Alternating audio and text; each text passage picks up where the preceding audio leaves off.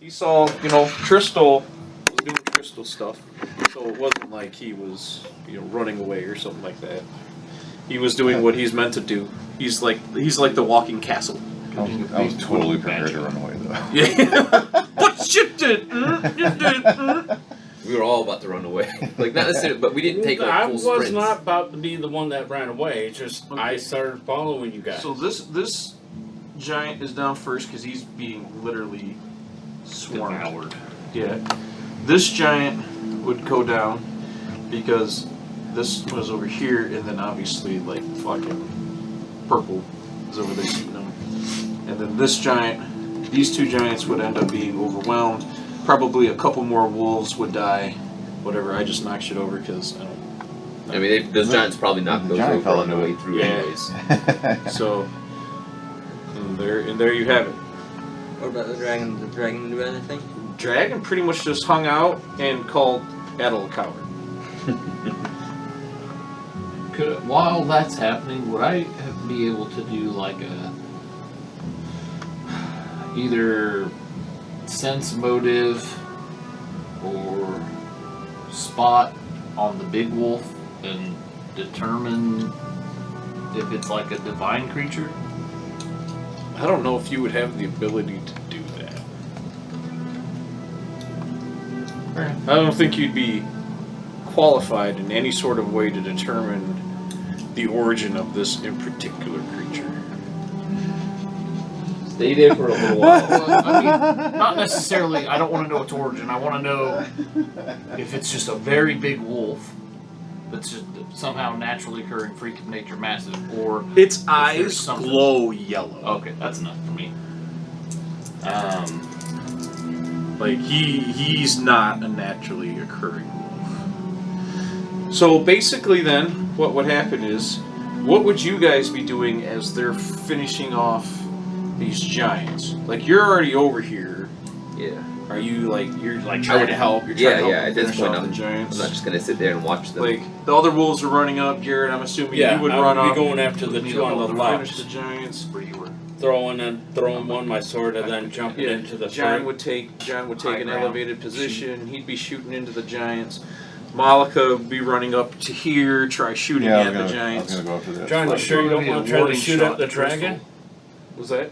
I have John, not. you I've sure not you're- been aggressive towards the dragon at all. You sure you don't want to? Yeah, I'm If you get a certain- hit, He's probably pretty sure. Yeah. Fuck, I made the gambit to see if I could just persuade the dragon to know that, Okay. So Uller is not playing stupid. then basically blah blah blah blah. These You're in guys- our party. Exactly. The animals here, I refuse to let rub off on me. Finished killing everything. Push him into the river. You guys are over here.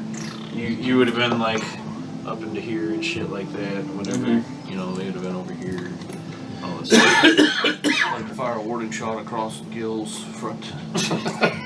Fire a warning shot into his chest. hit him and be like, that rogue is back. Your arrow might kill Gil, so don't do that. Alright, so then Now they might. That's what I'm saying. dice have all been returned. Okay. Thank you. Not a problem. Why has it still got shadow stuff on it? So I have Oh, to between the wolf and all you guys. What? Bastard What I have stole my between hair. the wolf and all of them. So that's what we're gonna go over now. So basically, we're just gonna move them out of the equation to the simple. We're gonna keep Derek from talking.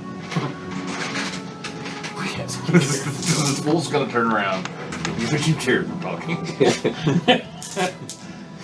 So this wolf turns around. Oh jeez, he's right there. Swords out. Battle rage among them. He sees Gil, and he kind of growls, right? And this is It's like when meat back on the menu, boys. when you're like a big strong guy. Roll a d20 and roll for will. Okay, because I would honestly just put the swords into the ground and Roll d20 stand, but and yeah. roll for will. Got it. Crystal, you need to talk to. You're the only other thing out here with glowing eyes. Yeah, like my brother. My brother from a different eye color. Yeah, if you guys bred, I mean, you'd have an orange glowing eye 14. creature. But Yeah. 14. you feel the effects of fear as this wolf is like just boring its yellow glowing eyes. It's very unnatural looking, and you have the effects of fear. Okay. Which, we're not in Well, it combat, wouldn't be. isn't It's crazy, just towards you. but He's any the one that sort of started fighting them. decisions you That's make, like with what's happening right now, keep that in mind. Well, Okay. I'm right there too, and I didn't have to roll. The wolf looks over and looks at Malika and looks at Uller, looks at Ryan, walks over and now's like looking at this dumbass who jumped on it, right? And kind of growls at you, but not with the same intensity in like eyes as she growled at Gil, and smells. You know, like does the smelling thing. Yeah, thank God he didn't smell you. Why? I smell like his pup. Wait, hold on. Oh God! Oh God! Oh, God! Please! Please, Callion, end it! Callion, end it! I can't take the pain! I'm sorry, Great Wolf. Me first. My lungs are on I only have the strength for one! His armor fuses with his flesh. Pile of bullshit and fart smell. He's a butthole artificer. He really is. A bartificer. Bard. I don't know how he has this many parts. He's all gas! It's actually impressive. So smells you, and then like looks at you, almost confused. I can't wait for tomorrow. Tomorrow's White Castle. Oh, yes! Oh no. Oh Jesus! But is does it original? it need to be? I mean, it is by the game store. It's Yeah. kind of tradition. I'm sure there's like a Sonic, you know, or like a dumpster with some Sonic is 3-day-old bad. food. With John, White Castle, we also Sonic know there's is a bad candy for store. him. Sonic Yeah, is I I have resigned to you not eating. I'm fine with that. Like, this is insane. Okay.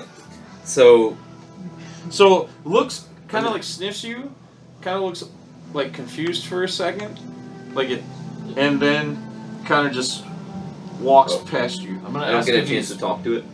I mean, you can call out to it if you I mean, want. as it was like approaching me, I just would have been Oh, like, good boy. Basically, the good boy. turned or, like turned and turned, so it never really approached, other than like took like. Can I call out to it and ask if it's looking to join the Dark Brotherhood because we do need members? Brother! I am not branding that thing. Good luck with that. So I mean, you Brand the can call. as it's walking by, you can try to say something to it. I would say Great Wolf, and see if it turned like, and just see if it like kind of turned toward. No. Okay. It ignores Then you. I'm not gonna like. No, you talk can to say that, and Yeah, it just that's- ignores you. Yeah, as that's it fine. walks Like by. if it's.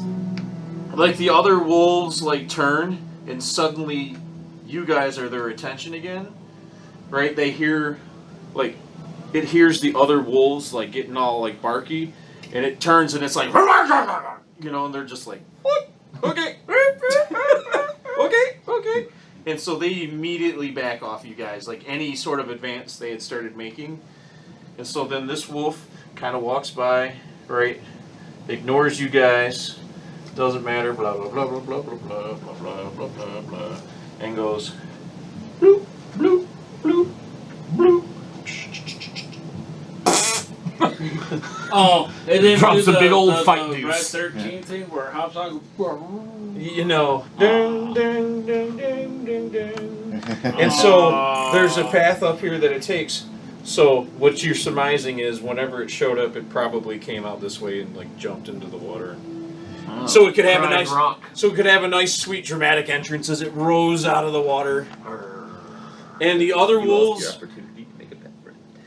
all Yeah, the I didn't You really didn't even think try that to. was You didn't an even option. try to call out to it. He smelled you and he didn't like you. People don't like He did me not like me. He without was smelling. confused. so Surprised. all the other wolves Disappointed. pay you no mind. Like they got told once, and once was enough, right? They don't avoid you, but the same kind of thing. They shuffle past you. They work on getting up. You know, they're not quite as purple here, but they all make their way over. They're climbing up the rocks and getting into the cliffs and working their way, and they're gone. All right, if you guys want to help me clear some of this. No. Fine. Do it myself. Painted, broke his ankle, and then got mauled to death. He's like, I would have done better if you would have finished painting me. I would have done better if I hadn't rolled a natural 1. Yeah, that might help too. It happened. What'd the dragon do? Oh, he just watched. Watched. Dragon's still there. Oh, kinky. Dragon watched all that happen. Dragon's just like, That way. that was a really cool fight. Dragon's like, well done. Well done. So this one's mine. These painted ones are shown. Are we still gonna keep this map here? Yeah, just leave all that there right there. Alright. There's trees in the river. Yep. Well, that was from the giants and stuff. Yeah. From the battle, so. But they float because they're trees. Oh, and then all of these. I was figuring that they Are they would like be ducks? heavy, but not heavy enough, and they'd slowly fall. No, they just know how to swim really good. Oh. The trees of the ducks. The duck, or both actually. So now you get a chance to do the dragon's up there. I'll do the dragon. Alright, We want donkey. to attack the dragon. They want to attack the dragon. No, you said But we had then a they chance to complain do about me. the dragon. Well, Here's- see, here's You the may as well mistake. hold on I'm to that. farting, Oh yeah. but I'm yeah, not we'll leave like that out. Yeah. melting. Use that a lot. That's good. I like that spell. Good spell. Don't let me forget this up here. Yeah, your spells It's up are there. very, very good. Alright, so I'm going to set up some of these trees. See how they They're like pieces of sponge. They're pretty soft. Mm-hmm. Not softer than I think. I named this boulder It- Uller Rock. See, that's It's not a better. boulder. This feels It's a piece more of like a ancient pine wood. tree. I named This this feels a lot ancient more like piece a of pine wood tree. Uller It's Rock. actually sharp. Because pine trees are actually It's not sharp. petrified, you fool. I One thought you day- knew trees. One day. this will be Uller Rock. Alright, I'm gonna retrieve my arrows and then The what, ones that you can. what did the wolves do with the downed wolves? Nothing. They just left it. So with the arrows that are in wolves, I'm not gonna be a dick about it. Like with the giants, you know, Right. pull them out. With the wolves, I'm gonna take more care of the wolf than the arrow, kind of thing. Right. Just in case, like, the cosmic wolf feels their presence. I'm gonna ask Gil if he'll help me move them, I can do that. and then whichever direction the wolves came from, I want to take their bodies to. Well, they What would came you from like to that do with direction. So put them over there by the edge of the pool, Okay. and then the giants I want to just cut up into slabs of fucking meat and pile that up. I mean, food is food. Well, a lot of the giants were in the water. Okay. Well, whichever ones are retrievable. Yeah. I'm not gonna risk my life. The ones that are in the ones that are in the water, it's this river actually moves pretty fast because the amount of water that comes off this waterfall is pretty aggressive. This is very wide, so this moves really fast. So the ones that were over here would start making their way, like the water moves fast enough and hard enough that it's going to start slowly like moving the giants. So the ones that are in the water will make their way off the edge at some point, and then the ones that are here, you can carve some stuff out of them, whatever, dump the remains in the water, and God, whatever's the at the giants- bottom of that waterfall is gonna be shocked. Whoa, bunch of little junior The fucking horses! scouts. yeah, I was gonna say I'm gonna, junior rogues. while he's doing that, I'm just gonna turn to the dragon and kind of address it. Do the giants have anything on Okay, them? well you can undress the dragon if you'd like, but not like it. Address it with my eyes. Or the giants? Do they have anything useful that's not giants? They look like pieces of shit. They got stalactite fucking clubs and So I guess any heads that are Like, retrievable, I want to pile on the water's edge, facing where the giants came from. All right, we'll say you got like two heads, And then I want to cut 50, and the Fomori. 50 to 100 pounds of meat. Pile it over there. All right. So, yeah, while you're doing that stuff, all right, what is it that you would like to? Great dragon. You obviously know of us. Okay, so I'm gonna try to be the dragon now. Yeah. Great dragon. Right. Okay. You obviously know of us. Yeah. Well, I didn't really have a choice, so. You could have easily dismantled us, but you decided not to. So I would. What would a dragon look like making a jerk off? How did you come of this place? He was like, well, I didn't really have a choice. I was sent here, so here I am. Sent here. Yeah, that bitch packs a punch, and I didn't really have a choice. You're talking about Celia, aren't you? Celia. I'm gonna say, oh, is that Celia? He's You're like, God damn it, Mom. he's like, yeah, Celia. Old Celia dragon puncher. Now I know why you did not kill us. Yeah, that's her kid. She's scared. I'm gonna say she's scary, isn't she? He's Tristan's gonna sling his shield back up on his back and take his helmet off. And he's like, "Sorry, that was my mom." Yeah. She's so And embarrassing. I'm gonna be like that guy that idiot tried to hit on her.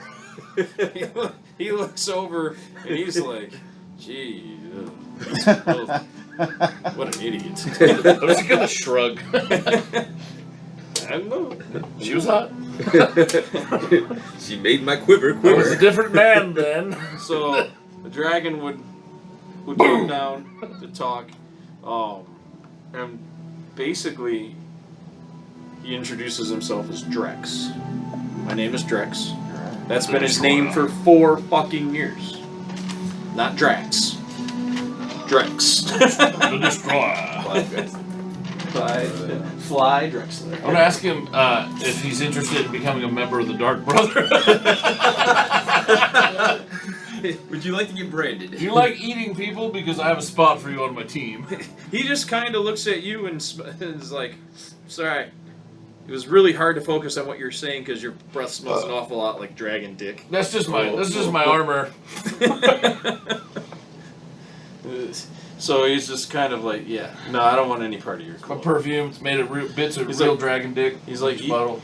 he's like, I don't even want to be here as it is. I was having a good time.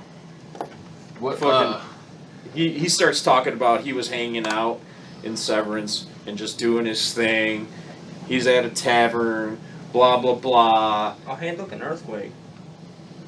Oh, that's probably yeah. So he had been having a tavern, talking to the people, like they didn't even know he was a dragon, like he was like in human form and all this bullshit. And she just comes up out of nowhere and she's like, "Hey, you gotta do this." And I'm like, "I don't gotta do fucking shit." And she's, "Are you sure?" And he's like, "No, I'm not sure actually." And so then she said I had to come here because her kid and his friends are coming here and they're the legendary 4 warriors. Blah, blah, blah, blah, blah. And I'm like, fine, shut up. So here I am. I'm not your babysitter. I'm not here to like wipe your ass. I'm here to observe and apparently do some stone shit. I don't know. Did he know the wolf? I didn't know what the fuck that was. Did he know the giants? You didn't know who the fuck they were either. Oh. That's all But he's never been here before. Did you know? He just got here? Yeah. Oh, Well, no. okay. He had recently got here. Okay. He's like, if it wasn't for me, you guys wouldn't even be here. Why? Oh, he Why? went in the tunnel? How do you think you got through the tunnel, you dumbass? Why don't you tell us? Because we don't actually know, and I feel kind of stupid. You don't have to be a dick just because you're a dragon. Listen. I'll tell Celia. Listen, I don't... Mom! He's like, I don't have to be a dick. I enjoy it. He's like, Hey, look, copper alert dragons It's have. your familiar pet. It's just like you. Calm down, lizard. He's like, copper dragons have earth powers, and they have the power to craft and maneuver the earth. He's like, for example, hey, idiot, over there by the water, if you can touch me, he's like, I'll rip off this claw and give it to you. And he's got his, like, his... Oh. All you gotta do is touch me. I won't even move. Is there any water near me? No. Damn it! So he's talking to this fool over here. You do know that I did touch Scarleo. Scarleo? Or not, what's it? Scarmiglian. Scarmillion. Whoa. Actually, no, it would be like single and just. So you see me like start moving, throw one, and then quick throw So the other. you take a step, Yeah. right? That was And a he mistake. smiles, and now you're half in the ground. That was a mistake. You went. You just heard of that. He could. No, I Here was lies busy doing Gil. other stuff. I was busy doing other stuff. Now, He was if talking to anybody you guys. smells like dragon dick, it's him. I still He's throw. about to. I still throw. Doesn't matter. Oh, come on, give me the roll. And he comes and sits, and he's like, pathetic. He's just sitting there hovering over the water. He's like, legendary warriors, my ass. And then he just kind of flies back, and he's like, ugh, your club, sure. I get it. I'm hard to look at. And so he's kind of over here, and he's like, all right, well, what are you guys going to do now? Look, I was only being As soon polite. as you finish, I get to leave, and I'm kind of looking forward to that. Oh, so you mean if we take our sweet time, your life gets more miserable by the minute? And I'm gonna start moving really slow. And we're like, Boy, this I'll mud go, and dirt's really hard to get out I of. guess I'll go dig out Gil, and he's the only one that had a shovel, and I'm gonna use an arrow. So he flies, and he goes to grapple you. Would you like to try to resist? No, he can just grapple He me. grapples you, and he's like, here, work him out. I'll pull an arrow out, and I'm just gonna start digging. It's like, all right, well, best of luck to you. You too. I'm gonna come over here. Hey Matt, remind me when your mom asked for a report to tell her what a pain in the ass this dragon she sent for us was. Whatever. This weak bitch ass dragon who says he wants to fight and doesn't. You just kind of like, Bye, Doug. and he just basically curls up, kind of like a cat or a dragon would, and he's like, yeah, whatever, guys, fuck you. So if he stays asleep, I'm gonna dig you out and go touch him. No, I think the challenge is over. He didn't give us a time limit. There was no time limit. Doug is asleep. I want to touch him. Actually, I'm going to take a pen. Yeah, Right on his forehead. yeah. Good luck creeping up on a guy as you're standing on the ground that can sense the ground.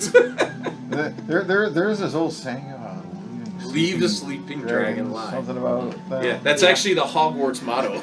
I'm gonna suggest that we, I know that there's a cave at the back of that waterfall, and that I want to go check it out. I mean, everyone knows there's stuff behind the waterfall. Always is. Well, I'm gonna quit digging with an arrow, and I'm just gonna go to the. Yeah, what if there's more stone giants? And if there's See you, nothing Gil. behind the waterfall, funny. that's not a waterfall. That's As a I fake just go. waterfall.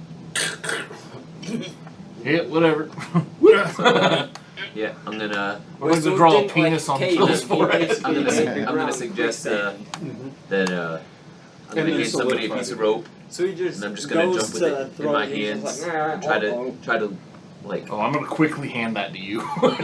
yeah. I'm sure he wants me to hold the rope for him again. You're stuck in the dirt. Yeah, wrap it around Jared. I'm not pulling Jared out. Because you're not gonna pull No, him but loose. Yeah, so could- I'm also you gonna could roll snap his halfway down. spine. I'm also gonna like float down the river for a halfway downside. because that's such a long rope. Yeah.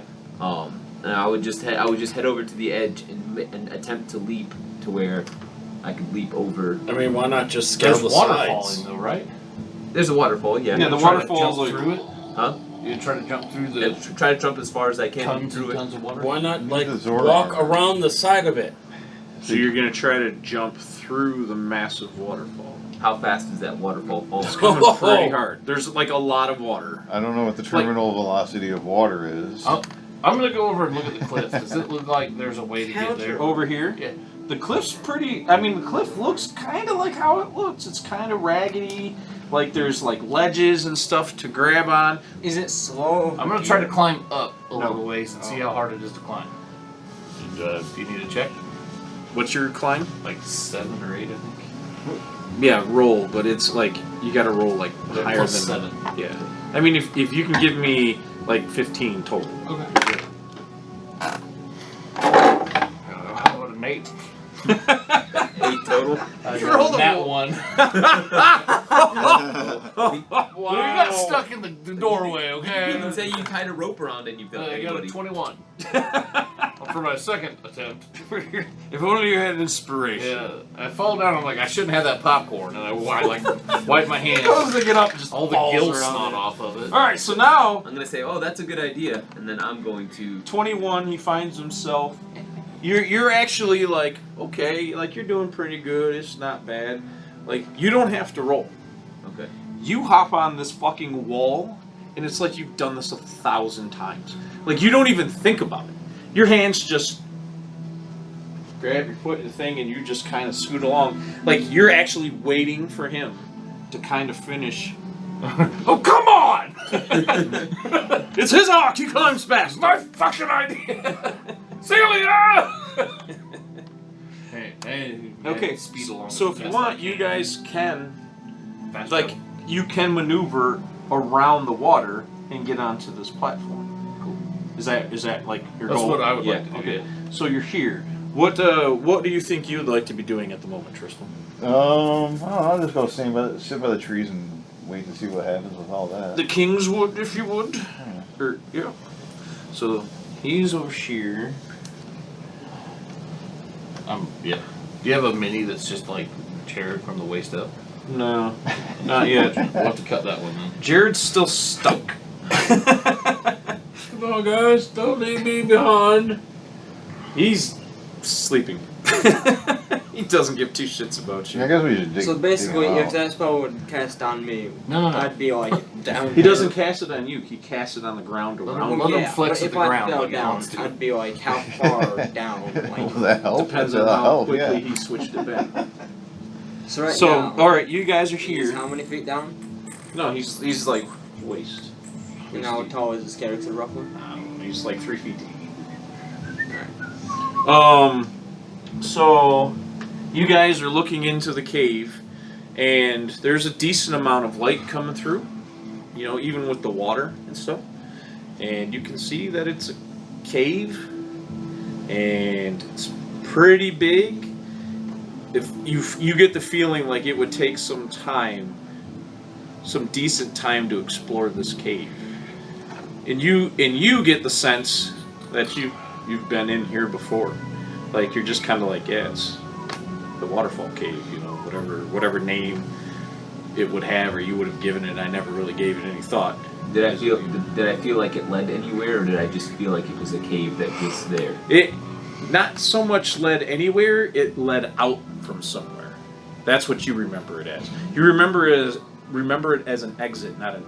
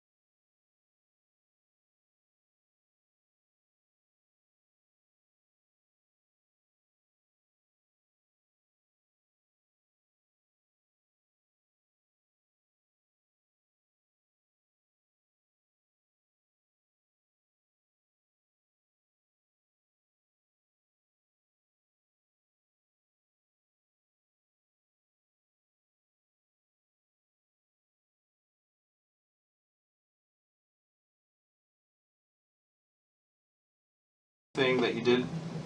Very. So you'd be able to make your way out.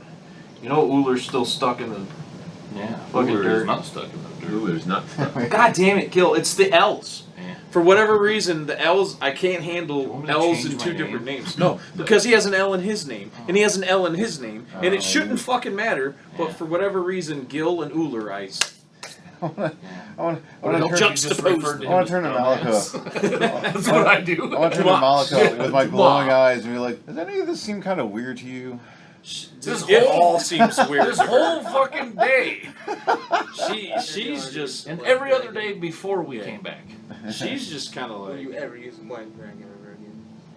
I don't know. I can't tell them the future of the campaign. We've been alive That's true. twice, for fuck's sake. Nothing's normal. I am Uller, the twice lived. So what are you going to do now? Suggest that we head towards Castle Highway. I want to build a teepee over Gil's. Stuck by. And then I want to fart in it. Just oven him. Yeah, I just want to hotbox him. This dude's living his worst life right now. Yeah. He's almost dead, waist deep in the fucking ground. Yeah. Actually, I do want to walk over and be like, hey, buddy, you know how like Callian and I were like, let's not get surrounded and let's get our back to the stone. I know you meant well, but you're stuck in the dirt. Which is better than how far down in the dirt you would have been had you kept being surrounded. And how many kills do you have? Lots. Yeah. How many near deaths do I have? 0. Yeah. We didn't even have to fight those guys. And I'm going to walk away. Because he's clearly not learned his lesson. Now I'm drawing a dick on your forehead. It's big, veiny, triumphant bastard. So, you guys want to make your way back here. You're going to take the time to help Yeah. dig this guy out? Yeah. Okay. So now, 5 of you would make your way back towards this little stair. This kind of like leads to like the stone steps, so to speak. You're not calling it a stairway yet. I mean, I mean a stairway to Callium. so not only is it a stairway to heaven, but you have to Castle listen. Highway. I was like, not only is it a stairway to heaven, but you have to listen to Freebird the entire time. Oh no! Both songs. Alright, I changed my mind. I throw myself off the waterfall. So, even though the dragon was sleeping, the dragon senses that you've returned because he can feel you through the ground. Hey, dickbag. He wakes up and he's like, oh, alright, what are we doing now? We're heading to the castle to see In what the remains. castle, he knows. He's like, okay, yeah, I kind of wanted to see it anyways. Right? So, at this point, we don't need to really be at this table anymore. Alright. Now we can go back to this table. We have another set of cliffs that lead up to Castle Highway. So much work. No, sorry. This was all I had. But I don't want to take it down because we may find ourselves over here again. Another battle. Tournament of Hey, we can have the tournament. Was that This is not a gladiatorial. This is not a gladiatorial Don't arena. think that's exactly. Nobody's getting into. Just what? Nobody's getting into Castle Highwinds, sir. We just got here. Fine! I'll be back in a minute. I don't even want to go to your stupid castle. Well, they can update you. Only we can go to the castle, not a million people. I died for this. There's a whole town here. Wait, so what happened? Not a whole I'll tell you what didn't happen. We're not having a tournament here because We're not having the gladiatorial Captain tournament at my Callie home. and Tight Ass doesn't want to have a party. How about we have the gladiatorial tournament at the Brotherhood at the hall? That's no. Exactly. Well, look, It's called a vault. This is Castle Highwind that's not supposed to be You able to notice be the word entered. castle's not in the Brotherhood name at all. look. There's like Neither is three Arena. other locations that has put in a bid to host the Olympics this year. I'm not going to Atlanta again. That we agree on. Fuck that place. Rather go to Camelot. I'd rather go to Camelot than a lot of places. I want to go to Camelot. No, it's a silly place. It's just magical Britain. Magical. Magical Britain. Buying a ticket to magical Britain. You know, we had a real chance to force a bath on Gil. On a Saying. plane, there he goes, flying all the way to see the British hose. Oh. You've destroyed Castle Highwind. You didn't want a party. No. Well, that waterfall's gone. Oh no. I don't remember how it was. Like, Not like No, that. over. No, wait, turn it. which way? I thought there was like a. Oh, like this. there we because it go. goes with the Yep. water. Yeah. Idiots. That goes there. Wow. So like that. That goes like that. Yeah. You feel like what? I feel like shit. That Gushers box is almost empty. Dude, stop eating the gushers. Dude, the gushers are almost gone. That's like too much sugar. I know. Ugh, you're gonna have sugar belly like I did the other year. 42 packs of gushers are almost gone. In like I only had one I'm pack. kind of impressed. Yeah, but They're that's. so easy to eat. Yeah. I know. I saw Adam open up two and just went. They removed the price cap on insulin, so keep that in mind.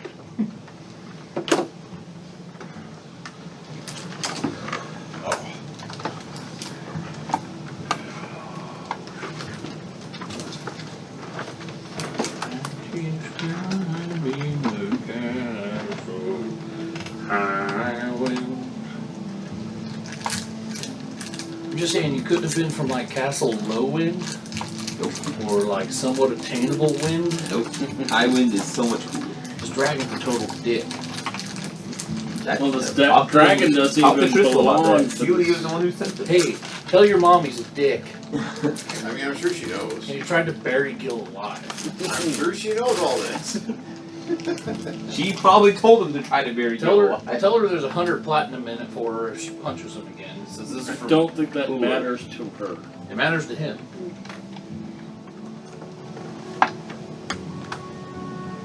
What happened to this tray? Like, was it always like this? Probably.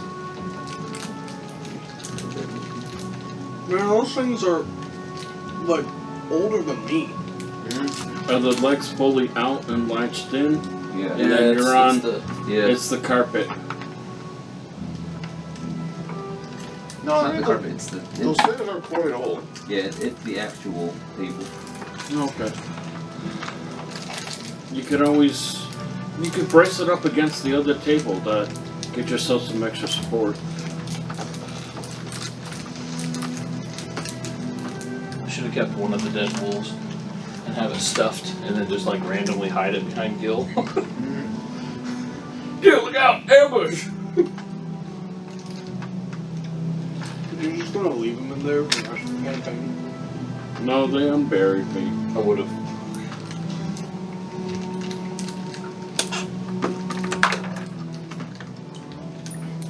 Some lessons they just gotta be learned.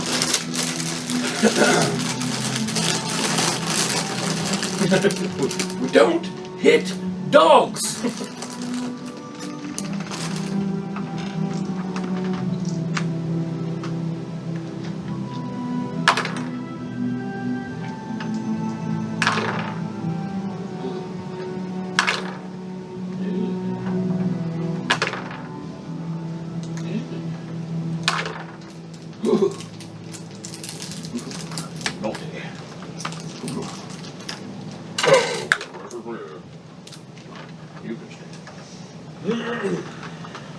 All right.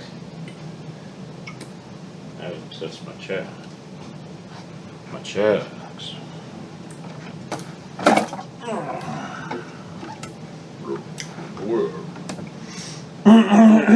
Battle. Can you go ahead and grab the lightsaber from up on top of the. Yeah.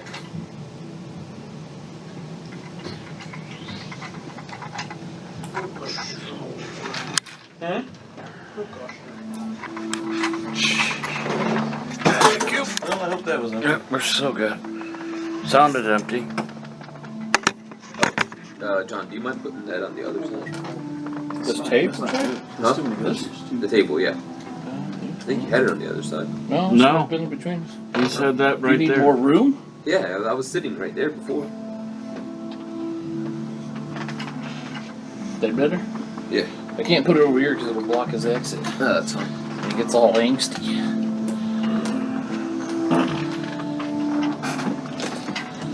Oh, I thought you said anus. Sorry. What have we done? What's done? Alright, Alex, my check. We'll throw up your fucking gushers over in your own room.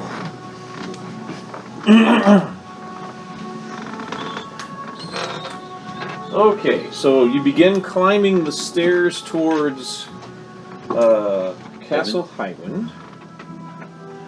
I count out loud. 1, 2, 3. Do we need to like make an athletic check? Nope. I mean, you might. As you approach the castle, the music changes for the castle. Where's that fucking music coming from? And you come up to the castle, and there's no gate, there's no door. It's just a solid fucking stone wall. Oh, great. More puzzles.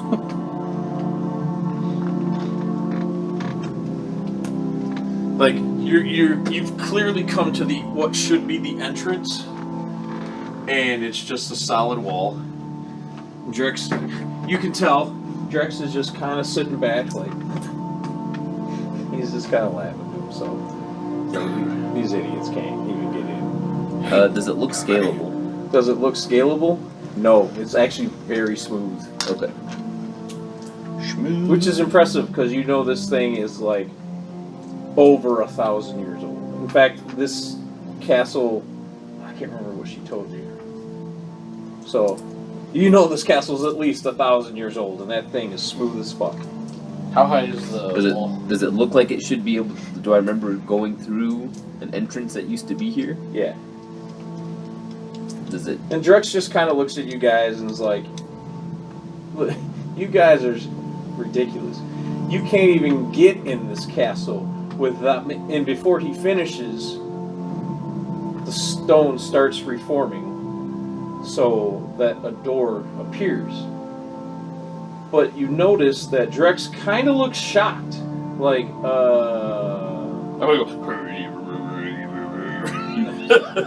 he just kind of ignores you because he's legitimately confused. Yeah.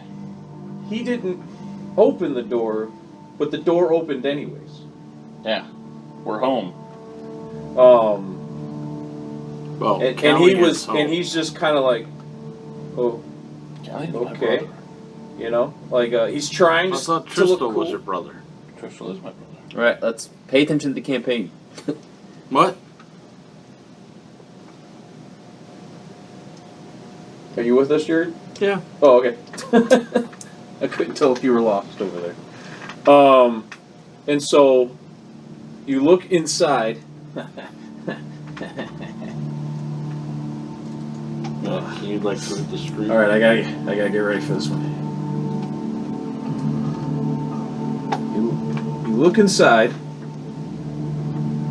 and inside this castle stands an old-looking man with a big white beard, a bald head.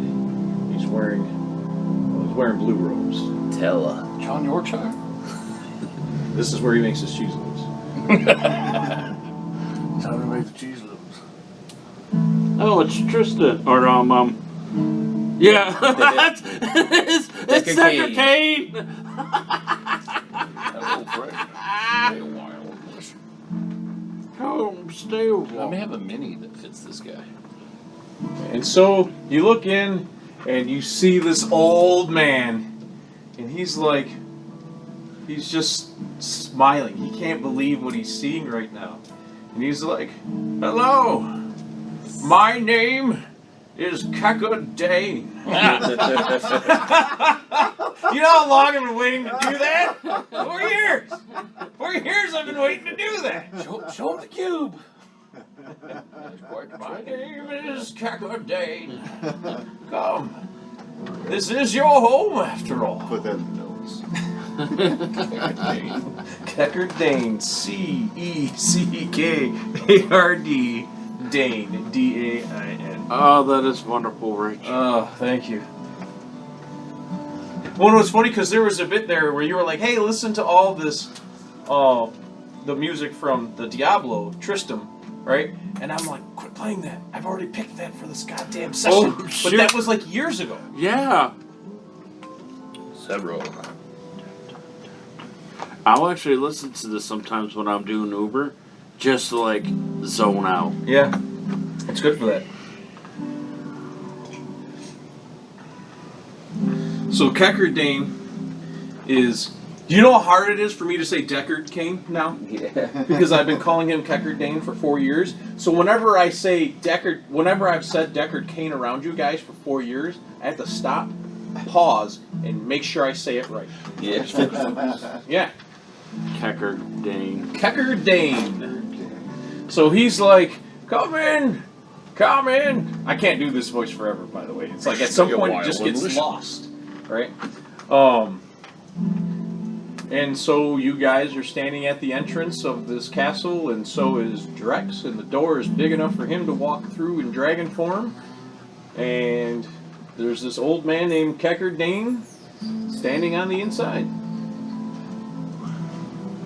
Is this the 10-hour long one? Does he? Do I recognize him at all? Or I mean, obviously, I don't think I would. No. No. Okay. Is that the one? We like. Is that got the printed stuff in it? Or is that from my bag? This one? Yeah.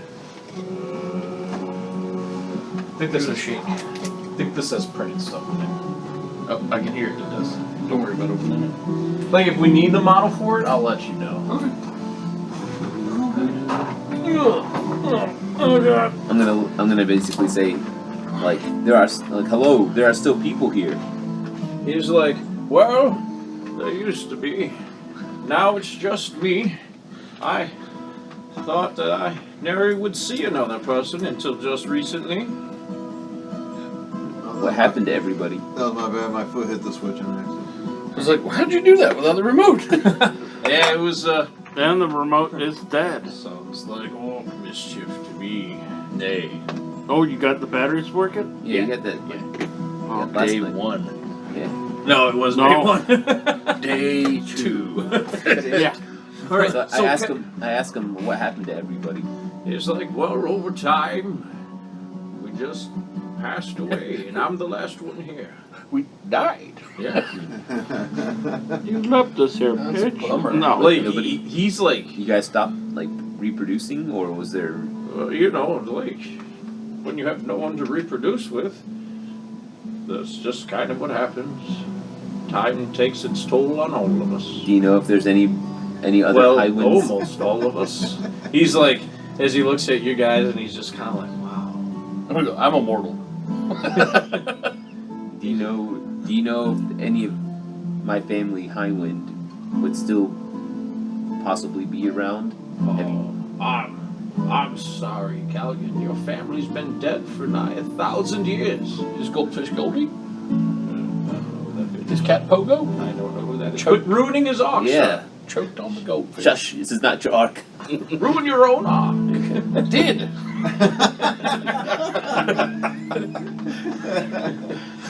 So he's like, no, your family's been dead for nigh 1,000 years. Sad to hear. I was really hoping that maybe somebody would still be around from my lineage. I wish I had better news for you. You're human, right? Yeah. Okay. I didn't know if, because he turned into half elf, so I didn't know if. Yeah. Like, do you know if there's anything here waiting for us? Like, was there anything that was ours that is still here besides the castle? This whole castle and everything in it is yours, sire. Is there anything in this castle of note? Well, there's weapons, armor, books, maps, Probably tapestries. tapestries. tapestries with maps. Books of tapestries. Any Books of tapestries with maps on them? any legendary armors or weapons? Is that exactly what you're asking? Yeah. I knew you Any were going weapons for or that. armor of legend are there as my old gear here? Not that I know of. Just his bags. I mean, I don't know exactly what it would. I mean, there are the statues, and I suppose your armor in it looked pretty okay. I didn't realize it was legendary, but you know. Sold it. For one prostitute in 1,000 years. Throw him over the waterfall. So I really needed that help. And he's like, is there anything I can show you or do for you? Oh, sorry, there's a lot of dust in here. Do you know when like from your I see that you're a well-read man. That's all I really have to do. Well-read man. Is there a place that we used to known to gather in this castle? Oh yes. I can show you anything. I could tell you anything. I've spent my whole life reading about the four of you. What can Shit, I need my notes. I can show you the world. But not where Oh, your God. equipment is. Alright, so on this, not to sound like an asshole, but What an asshole. I'm gonna need you guys to kind of stay with me on this one because there's so much fucking information that I need to try to stay focused on what I actually find. See, this is why we do need that audio AI voice generator. This is why you just need to quit being a dumbass and let me tell my story in the notes. Sure, when John does it, he does me No, I yours. already Grabs told his him to phone. shut up. Wait, I want to go back to the part where Edel was like, you guys weren't fucking?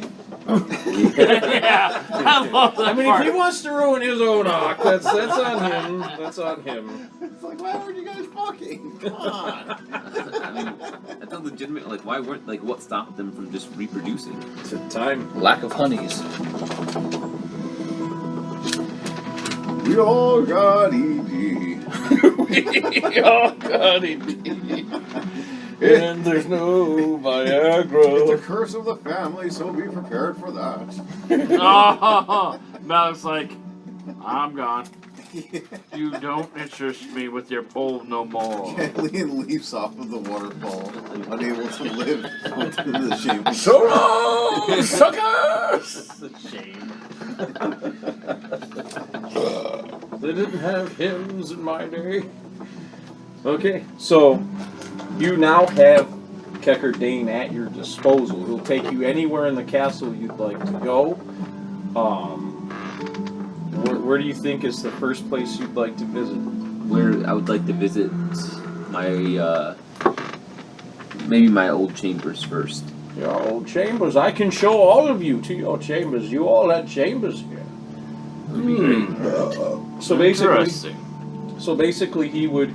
he would start talking about the castle, right? And he's walking and he's like, over here, blah blah. This is the way down to dungeons and stuff like that. And this is the way down to where your family used to pray, and this and that, and My family used to pray. You don't know about your family? I don't remember anything about my family. All of our memories were You temporary. don't even know who you are. I don't remember anything You're about who I Galleon Highwind. I don't remember anything about who I was. This can't be. Who'd How is this possible? Who'd they pray to? But that's hold on. Why would we It's not his ask art. huh? We're allowed to fucking talk. I'm not derailing anything. I'm asking who they prayed to. They That's- pray that's- to the gods. Do you know, Come. Oh, this can't be. Come with me. Come with me. Come with me to the library right now, so that I can explain to you about your family and apparently where you came from, because you don't seem to remember. If you ever knew. He's kind of baffled by this. I'd like that very much, actually. All right, I'm not going to read all of the stuff in Keckerd English. That's fine. Ask me if he knew Gandalf. Did he know Gandalf? Randolph. I doubt it. Nobody was. He's like, I've never heard Yeah, that. he'd been in the keep for his whole life, I think, and Gandalf couldn't figure out this area. Oh, I don't know. I Oh, thought Gandalf might have been like a right. semi-famous person. Like known. Maybe All right. So, he's like, he leads you guys to the library. Do you all follow him to the library? Yes. Oh, wow, it's amazing how everyone just wants Yeah, to go to the library. very uncharacteristic. Oh, fuck you. Uller throws himself from the castle walls. This is some shit. I'm going I to threw last. myself to the dungeons. So, That's my chambers. now, there is some reading because I didn't get to do the recording for this one. He walks up to, I mean, you go into the library and this is exactly what you think like an ancient castle library would look like. Like a Beauty and the Beast library. Yeah, but old. Right. Like Hogwarts. Yeah, probably more like Hogwarts. Well, Old town. but old, right? Mhm. Like it's just him. So there's quite a bit of dust, and like the building's not falling apart, but a lot of the stuff hasn't been disturbed in quite a while. It's like Old Town from Game of Thrones. Yeah, The Citadel. yeah, it's a lot more like that. So there's a couple ways we can do this, but really there's only the two ways we can do this. I can read it to you, and you can read along with me. I printed you all copies for this first bit of history. If you want to do it that way, or you can read it all on your own. But I don't know if that's as much fun because you're not all hearing the same thing at the exact same time. Yeah, I I like don't think that's option right. A. I think I wouldn't mind like Adel or John or you to read it. Yeah, no, that's fine. I don't mind playing the read along though. He didn't want you to read it, apparently, Matt. That he apparently didn't want you to read it. I would have read it. I would have read it like 3 times. I would have read it 4 times. And Jared was like, I would mind if Adel, John, or Rich Well, I know read it. John's got his one book over there. I don't know, Matt reads, but I don't know if he reads out loud or not. I don't read that loud. You would not enjoy it But if you I could read I it. I know I had you like read the one time, and you're just like, oh, I can't read in front of people. Oh, okay, I did not know Not that. my forte. I have that same issue. My so I brain understand. goes faster than my Most mouth. people do. Yeah. Let's see. I think this is just. All right. So.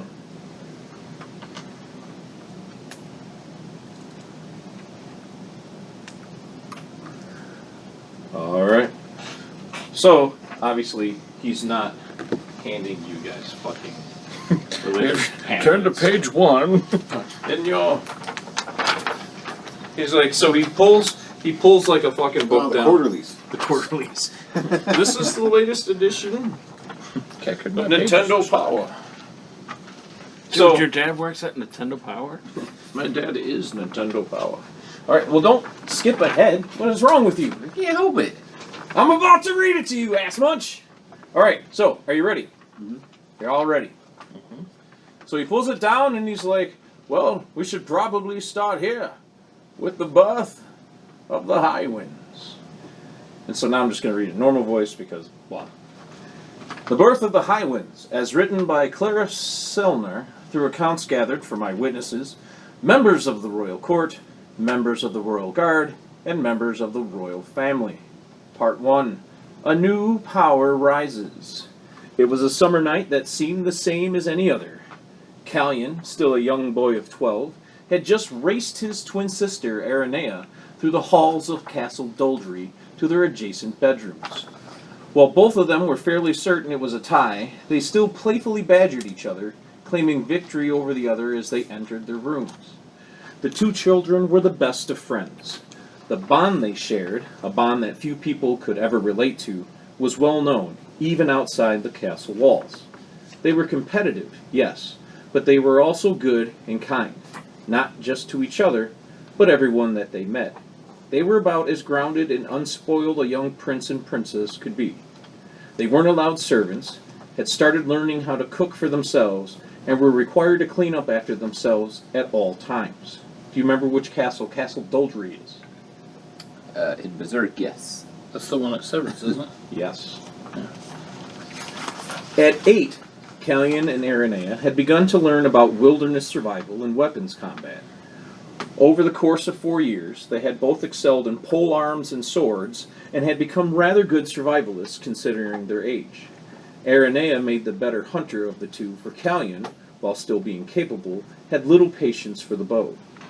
While there were some who questioned the decision to allow Aranea to train in this manner, the king and queen, Cecil and Rosa Savranti, were adamant that she be included in all the same training as her brother. And so it was, on this summer night, their lives would take a turn that would alter the fate of the world. Callion and Aranea were suddenly roused from sleep as the King's Guard burst into their respective rooms. They were pulled from their beds and forbidden from changing their clothes or attempting to gather any of their belongings. There was just no time. Disorientated, the children entered the hallways to such commotion that fear began to grip at their hearts. Many guards were running through the hallways, yelling orders to the soldiers and servants. It was very difficult to understand what was happening. High Captain Kane and 3 Kingsguard, Cal, Varen, and Michael, found Callion and Aranea stunned, standing together in the hallway. The 4 knights quickly swooped in and ushered the children towards the royal chambers. As the children entered the chambers, they found the room was filled with more guards and soldiers. Their father, King Cecil, was in the center of the room giving out orders, as Queen Rosa gave out orders to the servant heads in the back corner of the room. Callion and Aranea both ran up to their father, wrapped their arms around him, and quickly began asking what was going on. King Cecil looked down at his children, calmly reassured them, and bade them a moment to finish giving out some orders. After a couple more minutes, High Captain Kane brought Queen Rosa to Cecil and begged of the king, "Your Highness, we must be off. The window for our escape is closing." The 2 children quickly looked from Kane to Cecil. "Escape? Father, what does he mean?" Cecil knelt down to his children. "General Blackheart has taken control of the majority of the Tudor forces and is staging a coup." That blah, blah, "That traitorous bastard," Kane growled. Cal suddenly burst into the room. "Your Highness, if we don't go right now." Cecil turned to face Rosa, and they both nodded to each other. Cecil turned quickly to face Kane. "High Captain Kane, first among the Kingsguard, and my loyal friend. My final order to you, nay, my request, as your king, I beg of you, protect these children above all else. Even us," pleaded Cecil, as he gestured to himself and Rosa. "Please."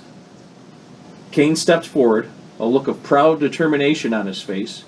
"Your Highness, Cecil, you will always be my king." Rosa stepped forward and hugged Kane. "Thank you, Kane. Always my queen," Kane said with a smile as Cecil stepped forward and the 2 men embraced forearm to forearm. Kane turned his attention to Cal with a fire in his eyes that the children had never seen before. "Let's go." While Callion and Aranea were quite brave, or at least as brave as 2 12-year-old children could be, nothing could have prepared them for the violence they would witness as their group entered the southern courtyard. The smell in the air was a mix of fire and blood. The sounds of death assaulted their very being from all possible directions. The screams of battle, the clanging of metals and smashing of wood, the wails of death, all of it shattered the very will of the 2 children. Deep in his heart, Callion wanted to fight, and was sure his sister did as well, but for all their training, they could never have been prepared for this. What Callion witnessed next would stay with him the rest of his life, and shape the very man and warrior he would become. Kane led the charge into the courtyard, rallying all remaining allies to the throne. Spear in hand, he fought as a man possessed by a god or demon. Well, I suppose that would depend on what side of his spear you were on. Callion caught his breath for a moment when a traitor soldier suddenly flanked Kane, seemingly unnoticed. Callion desperately wanted to cry out and warn him, but before he could, his father, King Cecil, stepped through and cut the soldier down with his sword. Calian was awestruck. Never had he seen his father move like this before. While Cain spearheaded the attack, he rarely even acknowledged his flanks, for Cecil had his right and Cal and Varen had his left. Michael and the other two Kingsguard held the rear. Calian could feel panic grip his heart as he realized he had lost track of his mother. He turned to his left and his eyes held wide while he watched Queen Rosa fire arrow after arrow in support of the group. Her hands moved deftly. It seemed as if a shot had barely left her string and the next arrow was already knocked. He looked to her eyes and was surprised, not at what he saw, but at what he didn't see. There was no anger, no hatred, no concern. There was only focus. Unwavering, unshakable focus. Her eyes moved from target to target, and her body moved with effortless efficiency. Calian found it to be a bit unnerving, truth be told. As the group moved toward the south gate, Calian realized that the fear that had gripped him when they had entered the courtyard had left him. Now all he could do was stare in disbelief at what he was witnessing. This group of warriors moved like a well-trained troop, and they were rolling over their enemies like a tsunami of death and carnage. His attention was brought back to his sister as she called out his name. He turned to face her. She tossed him a sword and nodded. The feel of the grip in his hand gave him a sense of calm and confidence. While there were no enemies for them to swing at, and while neither he nor Aranea were delusional enough to think they could leave the safety of their escort, it felt good to know they could defend themselves in some way. He looked at Aranea and with a questioning expression. Where was all he could manage? From some bodies, was her simple reply. Calian was impressed by his sister's ability to stay in the moment and secure them arms. He cursed himself for allowing himself to become distracted. I must remain in the now. I must be ready, he told himself. It wasn't much longer before their group had escaped the southern courtyard. As they passed through the gates, Calian was surprised to see how many soldiers were waiting for them, the majority of them being allies at least. The royal family were ushered into a closed carriage, and their collective began to move south in an effort to leave the city. From inside the carriage, Calian couldn't get a grasp about what was happening around them. He could still hear fighting, but nearly as much as there had been in the not nearly as much as there had been in the courtyard. Calian and Aranea both let out a quick cry of shock when a few arrows had penetrated the wooden ceiling of their carriage. But there the arrows remained lodged, and the caravan continued to move quickly through the city. After what felt like a lifetime, the carriage drew to a stop. Calian could hear Cain shouting out orders as he opened the carriage door. Did quick head bows to his mother and father, and addressed them. My king, my queen, we've escaped the city, but will not have long before Robert's forces pick up the pursuit. King Cecil replied. Our losses? Calian could see the pain in Cain's face as he replied. We've lost Naaman, Virgil, he hesitated, and Michael. Rosa gasped. No! Calian could hear his father's hand tighten on the leather grip of his sword. Michael, he said as he hung his head. How? He held the rear against impossible odds, my lord, Cain explained, trying to steel himself, but not sound uncaring as he continued. And it will all be for naught if we don't start moving. Where to, my lord? Cain requested. Cecil turned to face Rosa and took her hands in his as he let his eyes close for a moment. We can't head into Athelia. They have no love for us, Cecil stated as he opened his eyes and turned to face Cain. There is also much risk going to Mundus until we've learned where their alliance lies, he continued. After a few moments of thought, Cecil had decided. We should head west towards Mount Ordeals. From there, we'll head southwest to Rathmore. We won't know whether the regent, Lord Belks, is still loyal to the crown, but Jonathan Deslaw, the portmaster, is a childhood friend of mine, and I feel we can trust him. We can get a ship and set sail for Lapis. Cecil concluded, as he turned to Rosa to see if she had any objections. She had none. Cain bowed to the king and queen. So shall it be done. We will head west immediately.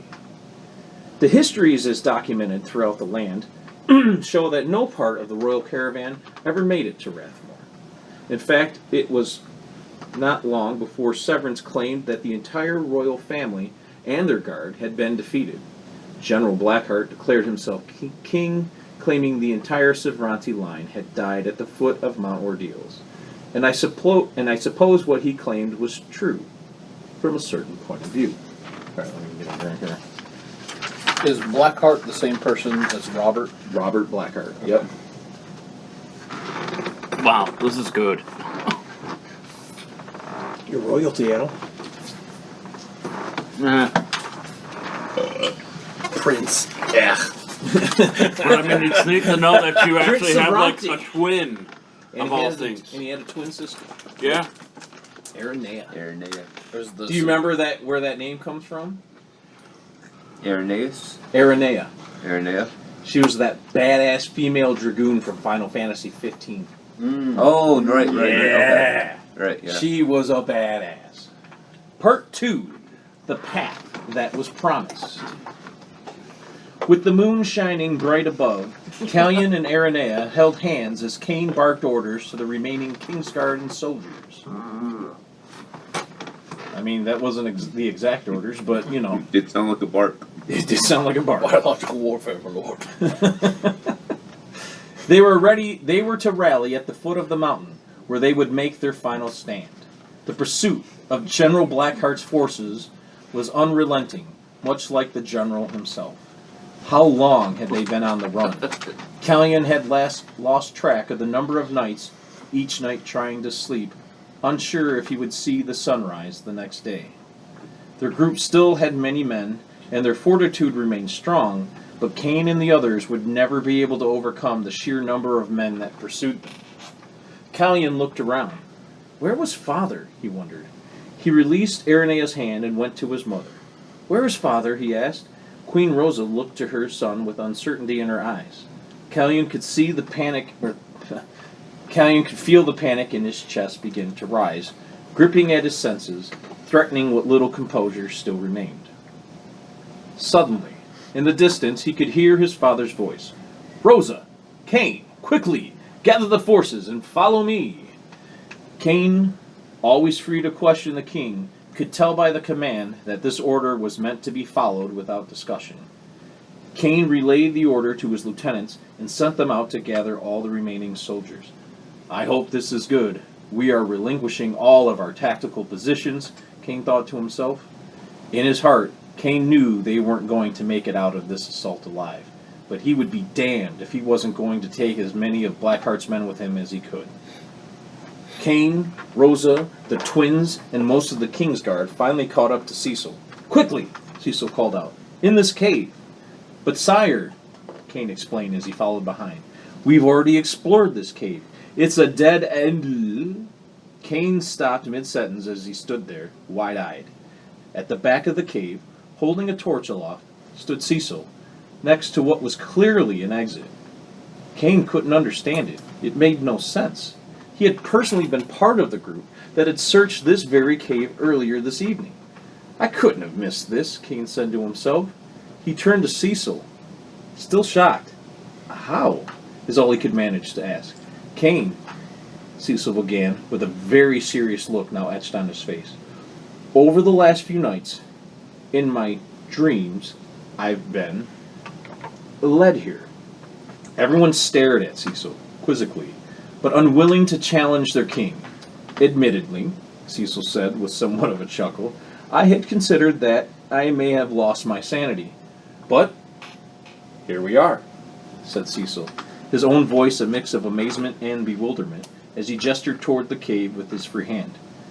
Cecil, began Rosa, still sounding confused, who led you here? Cecil first turned to his children, and then turned to face Rosa and Cain both, answering with a single word. Bahamut. We need to gather everyone and get them through this tunnel as quickly as possible, Cain yelled as he turned to face the soldiers and other Kingsguard that were there with them. This newfound hope raised a furor among King Cecil's followers. Words of hope quickly began to spread throughout, and this hope gave everyone a renewed sense of purpose.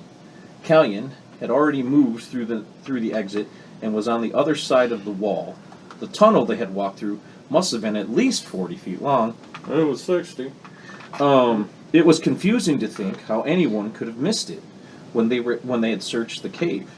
Irenea had gone ahead with the king and queen, who were helping the king's guard establish a small perimeter in the forest. Callion had stayed behind with Cain to make sure everyone knew where to go and run to alert the king if Cain required it. After the last soldier had passed through the tunnel, Cain followed, along with Callion. Callion and Cain stood together, staring at the tunnel entrance, wondering what to do next. Surely Blackheart soldiers would just be able to find this tunnel with ease. It was quite large. Just as Cain was about to ask Callion to go and get the king, the ceiling of the tunnel began lowering to the ground.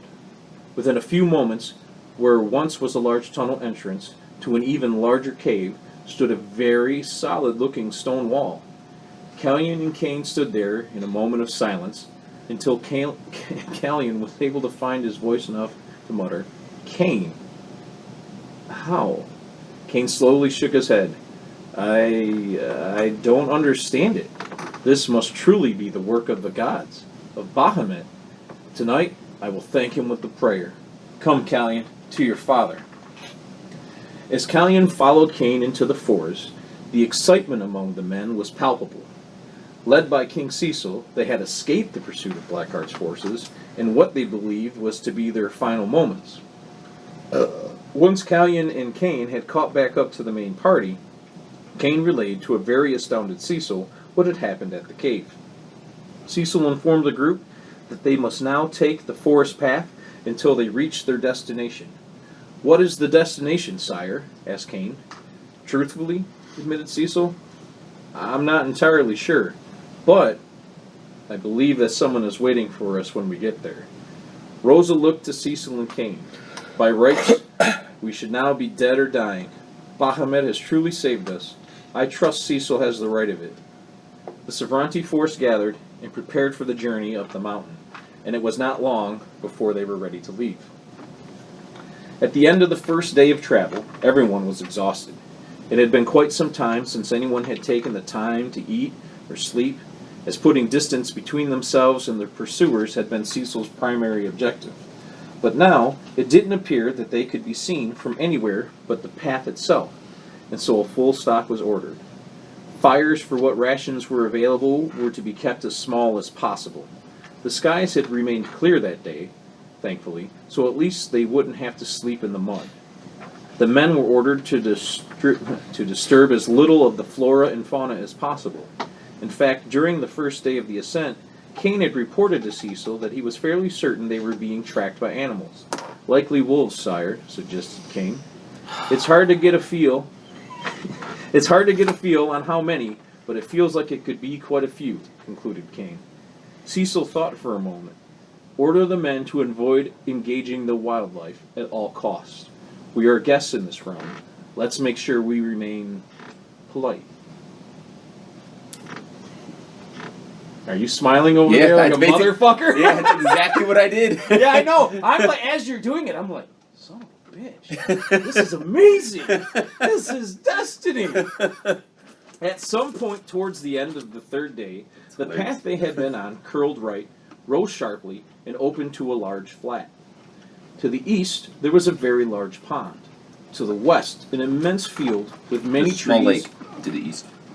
Huh? To the east, there's a small lake. To the east, there was a very large pond. Must be you must have rewritten updated it. or you have Yeah, updated it. it's fine. There was a small I lake. have Small to the lake, east very was a large small lake. Okay. Was it on the path? To the west, an immense field with many trees and bushes spread throughout. Off in the distance, a large waterfall fed a rather decent-sized river for the area. The entire flat was surrounded by cliffs. And much to the surprise of everyone, above and beyond the cliffs, to the north, stood a castle. Even more surprising than that, however, was the very large dragon that sat atop the castle itself. Startled whispers began to spread like wildfire, but before anyone could react, the dragon leapt into the air and took flight.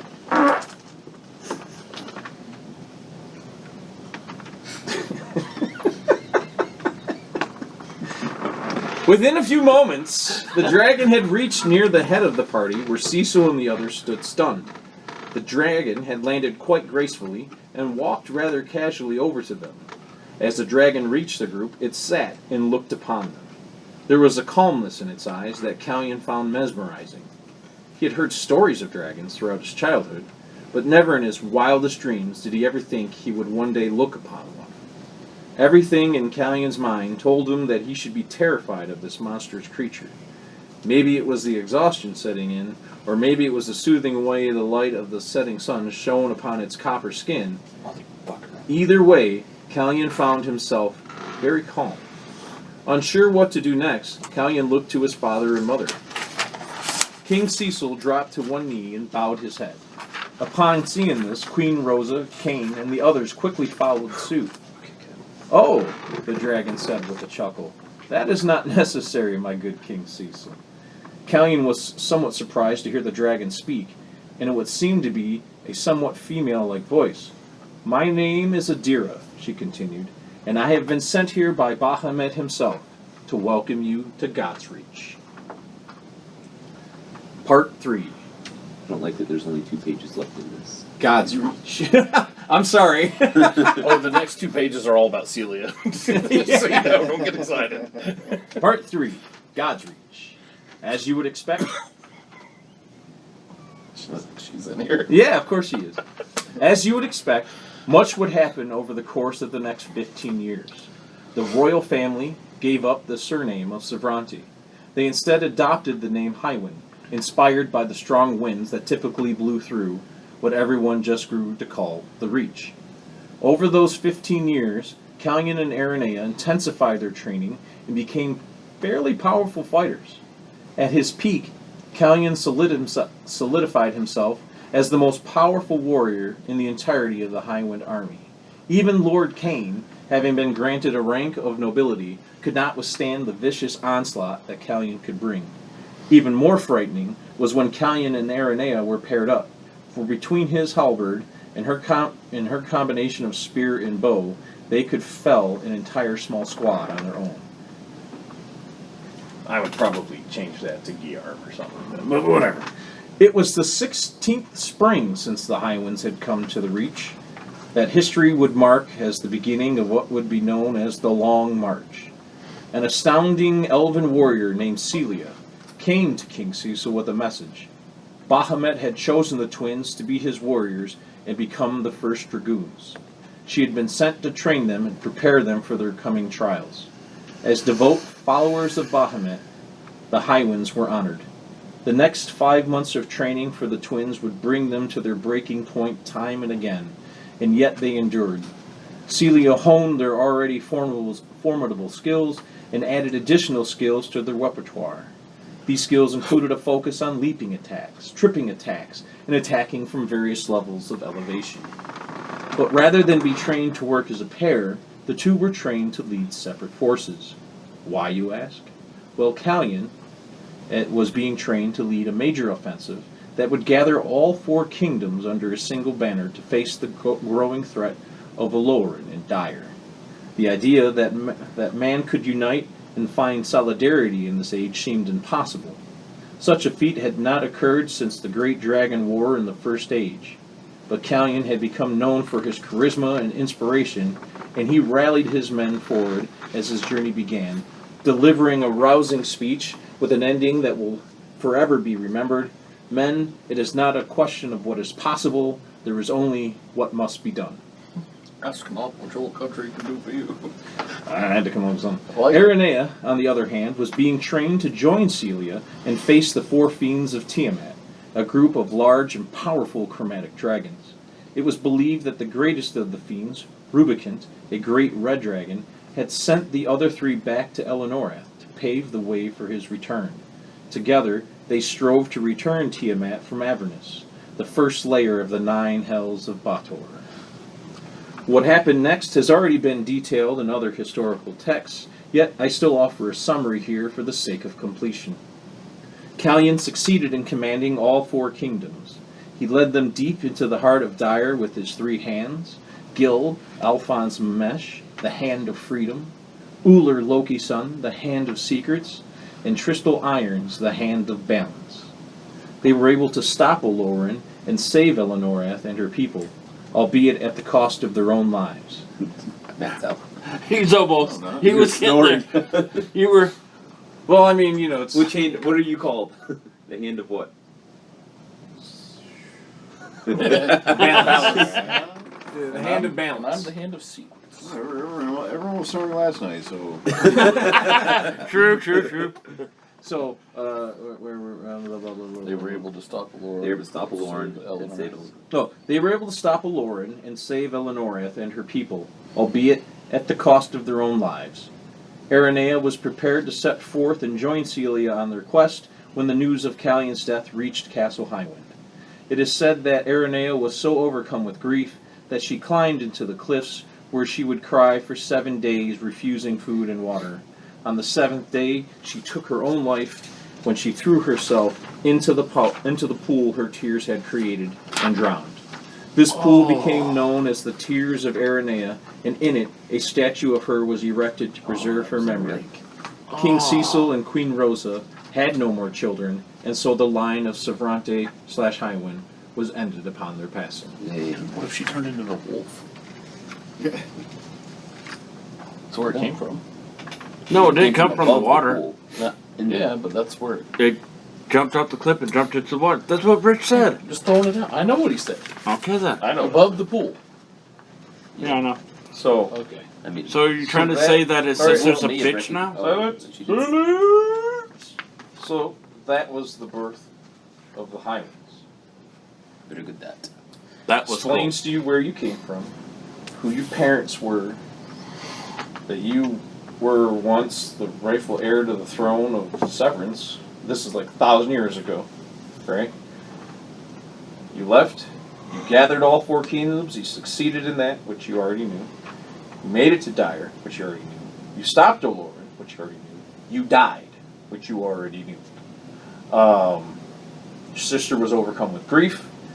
The legends say that she cried for 7 days and 7 nights and caused the pool to become a lake. And then at the end, she could no longer withstand her own grief. She threw herself into the water and drowned herself. That's the birth of the Highlands. Very good. That was your twin sister. Yep.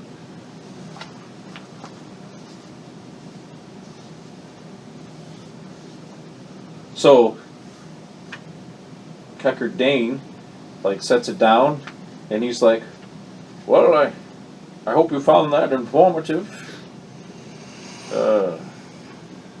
Sees you a little worked up, oh, I had a twin sister or something like that, he's like, oh. Would it be like, oh, I had a twin sister, or like, oh, yes, I remember that? Probably both. Kind of like, I had a twin sister. I had a twin sister. It's like, as you say it, it's like, oh, shit. Yeah. And then you can kind of start having flashes of memories of when you were kids. You struggle to remember stuff from, the Castle Doldry. But you start to remember, running around the halls here.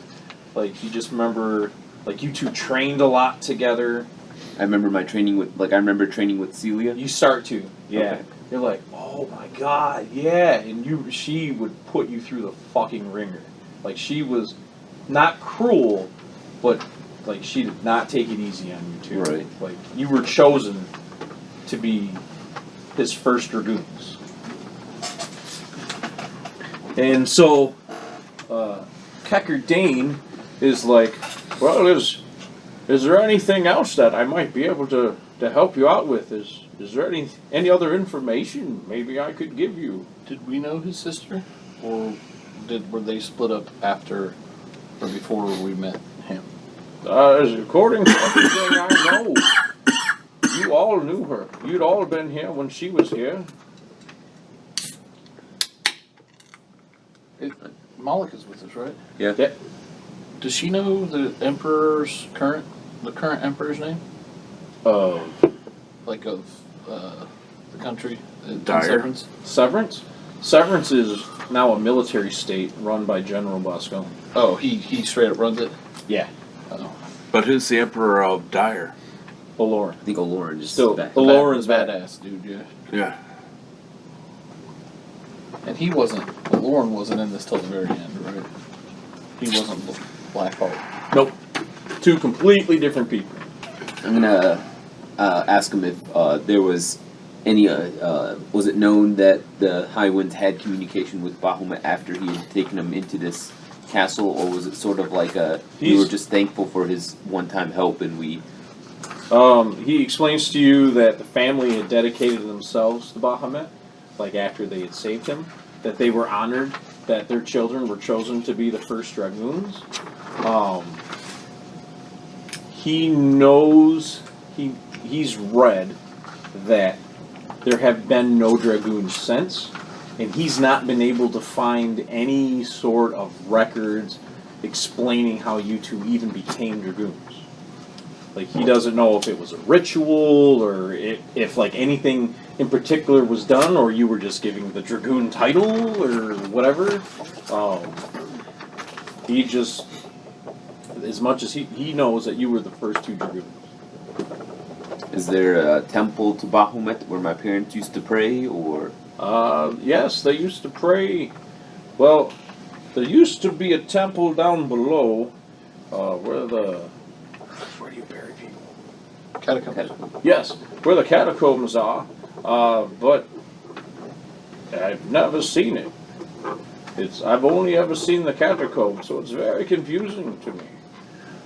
Perhaps at some point you should, pay your respects to your family. But if you have any other questions about your past that I might be able to help you out with, I'm more than happy to continue reading in not this voice. How did I become in contact with my hands? The story of the disciples of justice uniting. Yep. Let's Been talk waiting for about that. Yes. Oh my goodness. Well, it's 10:30. We could probably call. I Matt's think hanging in there. Alex I can is feel done it. over there too. I mean, honestly, there's like. This isn't Alex's campaign. So I'm dying to find more information, but if reading is not going to benefit if Matt's sleeping. Does he know? I'm awake right now. Oh, I'm gonna ask him if he I'm knows awake. about the big wolf. I'm awake, guys. I'm awake. Go. I'm gonna describe the cosmo Quick, wolf. put headphones on him. Cosmos wolf. he knows that the wolves are out there, but he's never seen That. that in particular wolf. He knows the giants are out there well, how do you know the giants are out there? because he's seen them through the fucking windows. Oh. When did they? Do you know how long they've been there for? They've been here longer than I have been. Probably what was part of the mountain. Well, do you know if they were here when my father and mother were here? Is there any as written far texts? as I know, there were no giants here when they came here. Okay. Okay, so I have various things written about Uller, about Tristal, and about Gil, and I do have some more stuff written about you. Yes. So, the very first thing I started scratching notes on were about Uller.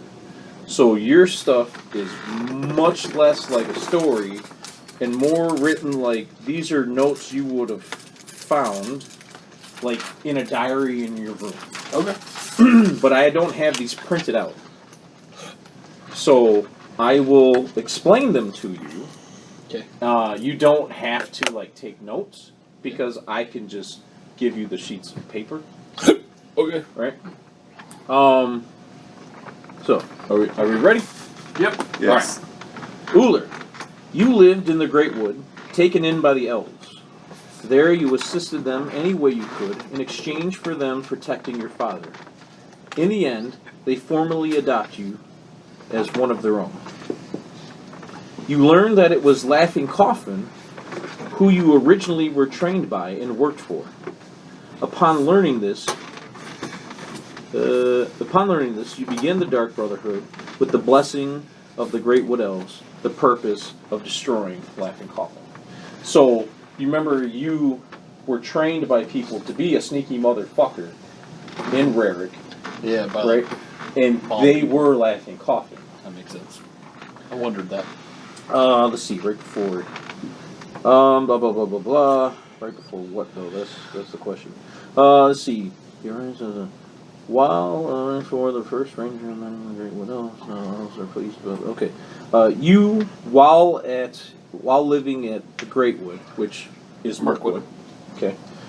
You do rise to the ranks of first ranger among the Greatwood elves. Not all elves are pleased about this, but even they can't deny your prowess.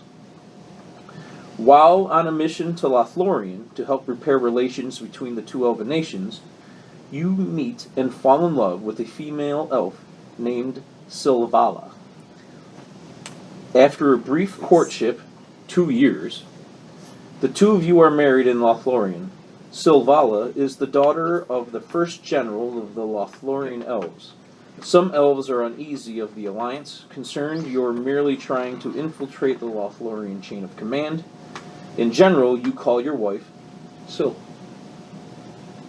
She is a venerable warrior and is highly respected by both kingdoms.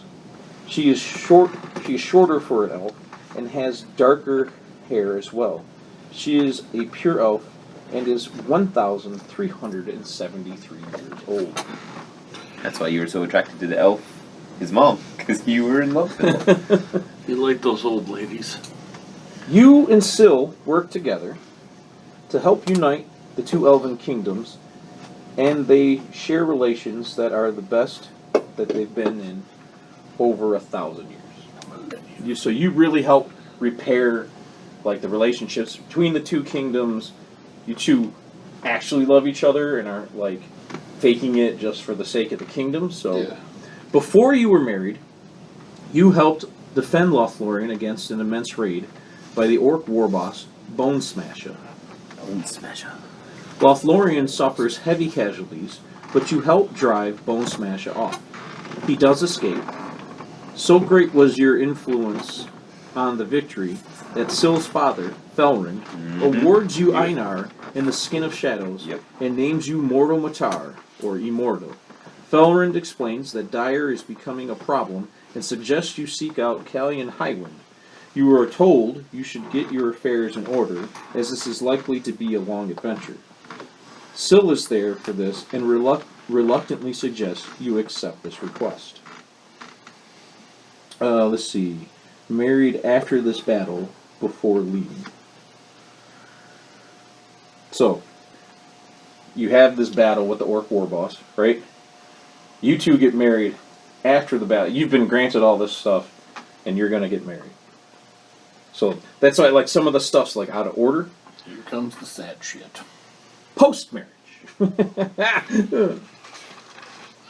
Oh my god, there's still like a whole nother 2 pages. She's gonna die, my dog's gonna die. It's a country song. You can't keep it up. Upon returning to Mirkwood, We all have AD. Upon returning to Mirkwood, listen. This is a part of his arc, and you're ruining it. Upon returning to Mirkwood, you inform the royalty of your mission. You say goodbye to your father as you prepare to depart. You are alert as you prepare to depart. You are alerted that Lothlorien is once again under attack by Bone Smasher, although this force is far larger than the last one. You gather more warriors than the royalty would like, but depart all the same for Lothlorien. King Thranduil finds difficulty in denying Mortal Matar, whom the citizens and warriors greatly support. You arrive to a nearly destroyed Lothlorien. You lead your forces into the thick of battle, where you learn from Felrind that Sil is leading the counterattack against Bone Smasher. Unable to reach Sil in time, her forces are overwhelmed, and she is slain just as you are reaching her main squad. You see her struck down. Your squad erases the enemy. She's dead before any goodbyes are said. Bone Smasher once again escapes, but this time, overcome with grief, you refuse to let him get away. You are gone for 3 weeks, leaving your men behind. When you finally return to Lothlorien, you have Bone Smasher's head and right arm, that arm bearing the mark of Laughing Coffin. You are also being followed by a young, wild, elk-hound pup you rescued on your return. You name him Garm. You named him Garm. On your return, you learn Syl has already been buried at the ancient tree Yggdrasil, at the center of the forest. You deliver the orc remains to Felrind and beg his forgiveness, although none hold you responsible. You pay your respect to Syl's grave and then head to Mount Ordeals with Garm. You never returned to Lothlorien or Mirkwood before you died. In your writings, you find you never recovered from your loss of Syl, and you hold yourself 100% accountable. This would haunt you for all your remaining days. There is no record on what happened to Garm. He was with you on your final departure, heading to Nor on the way to Dire. And so that's all of the notes I wrote about you. So the dream you were having about the voice, the voice, the brunette, like it's all of these things like that still haunt you. And whether they're dreams or visions or some sort of spiritual connection, we can't really say. You're not really sure. Because it seems pretty intense for dreams.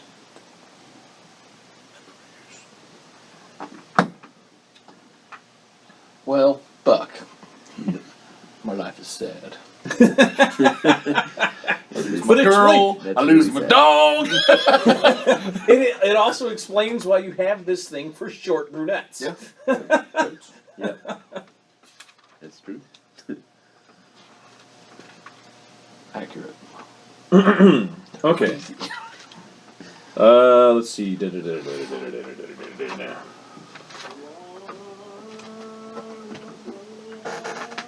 And so now we'll come to some stuff about Gil.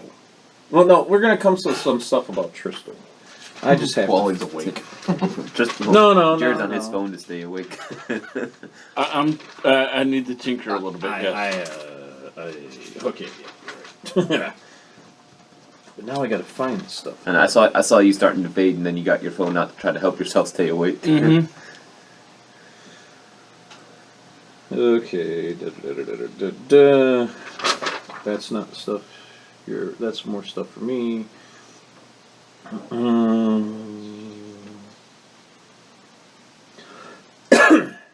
That's stuff for me.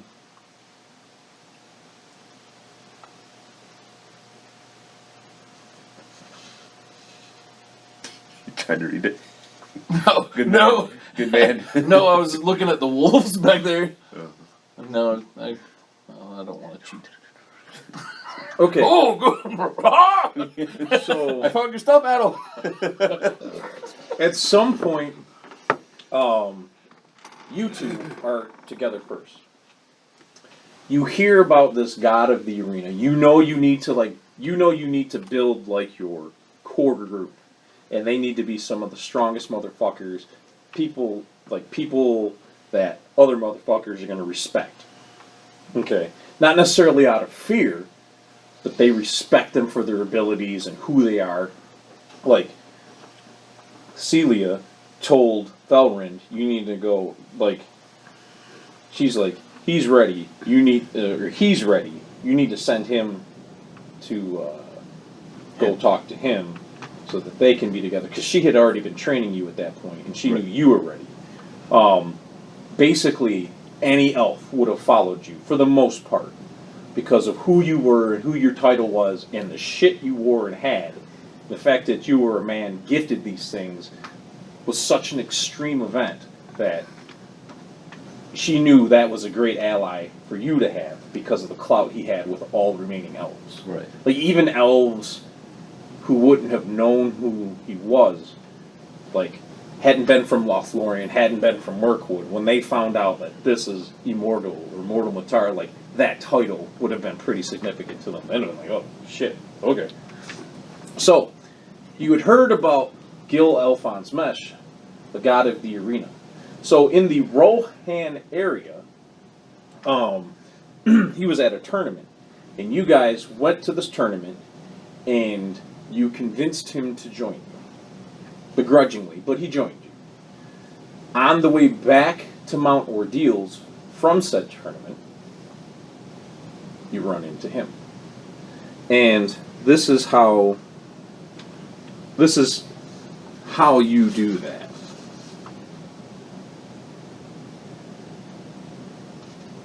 Yeah, I think these are the pages for that. So if you'd like, I can read to explain how Tristal Irons became one of the disciples of justice. Yep. You all ready? I would like that. Tristal, you ready? Gil, are you still with us? Yes. He's on his Okay. phone to stay awake. Yeah, Yeah. I get that. I did miss one spot. How did his wife die?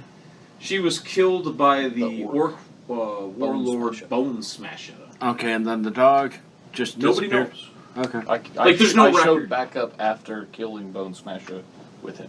Yeah.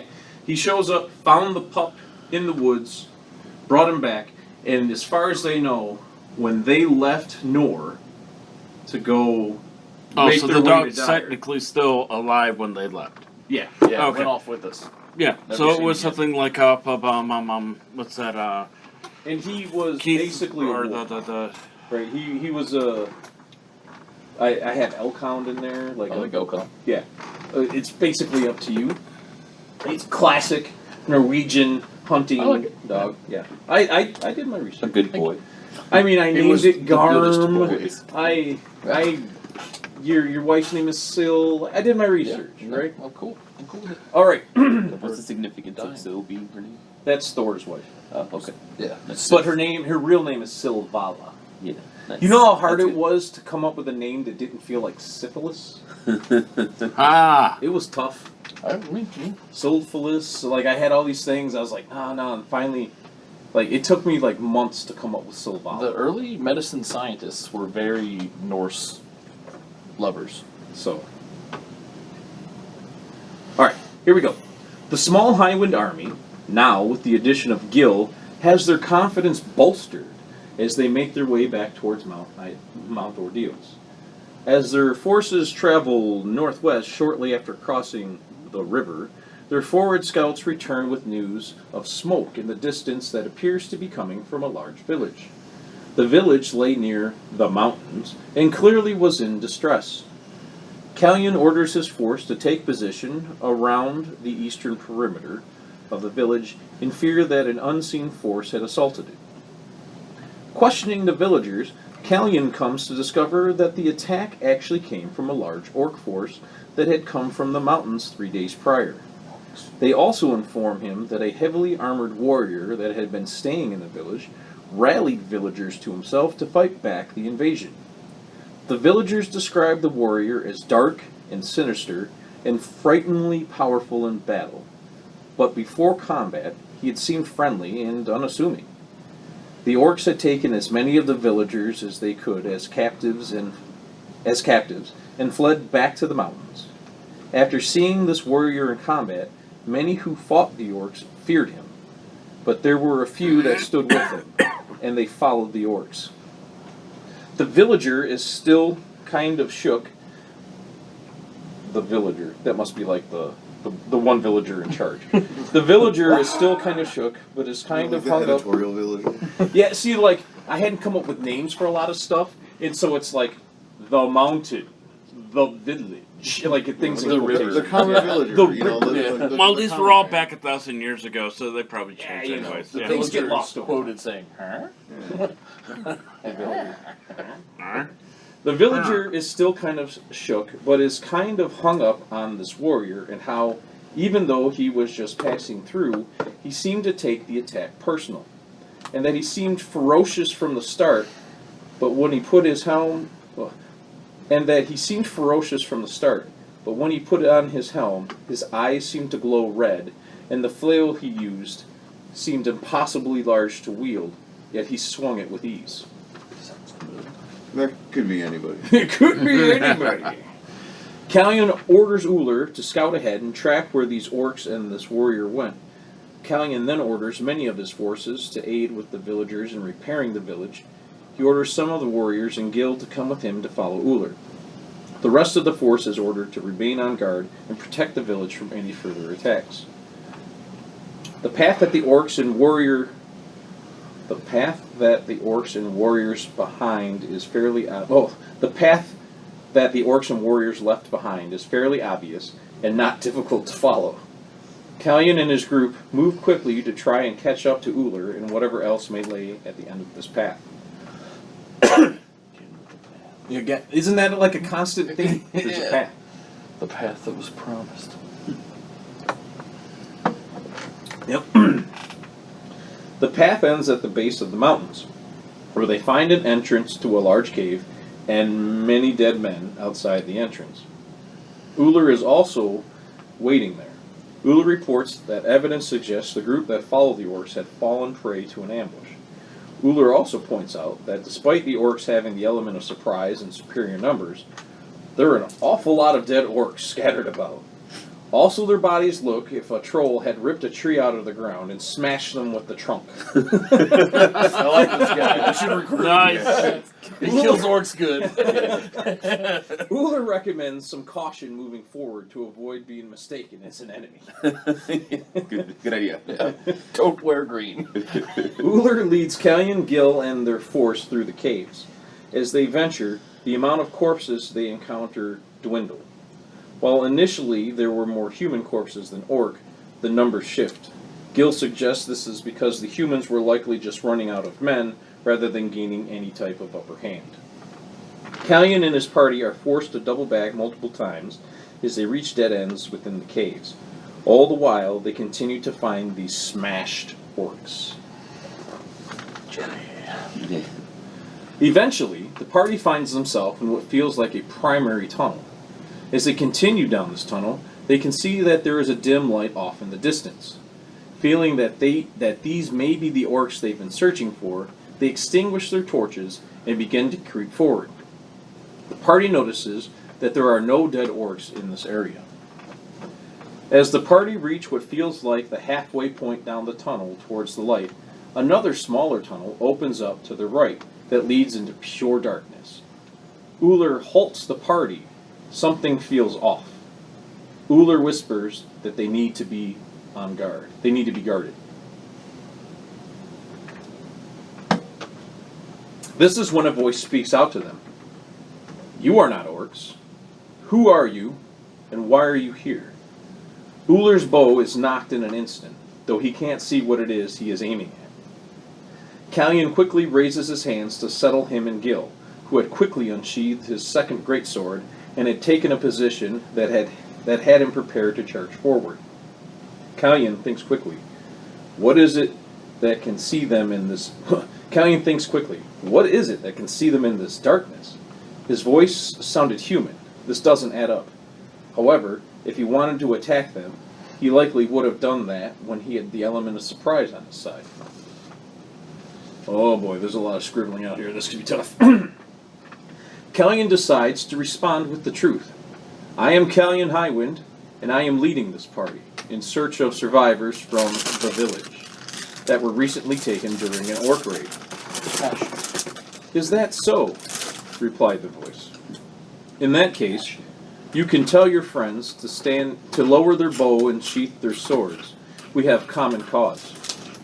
Callion lowers his hands slowly, but does not ask the others to drop their weapons. For a few moments, no one speaks. Then Callion responds.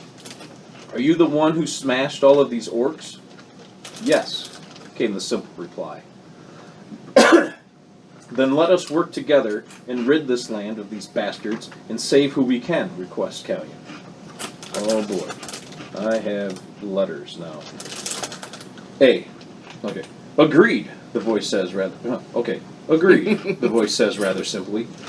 A collective gasp rises from the party as a red light that seems to be emanating from two burning red eyes pierce the darkness. So the last orc has fallen, the stranger says. The sound of metal and change begins to make its way towards the party. It sounds heavy. Callion instinctively raises his hands again to signal Uller and Gil to hold. While the scenario in front of them feels alarming, Callion's gut tells him that this person is indeed an ally. The group stares in awe as a very heavily armored and very powerful-looking man steps out into the dim light of the main tunnel. The tall armored man stood about even in height with Gil, which left him about half a head taller than both Uller and Callion.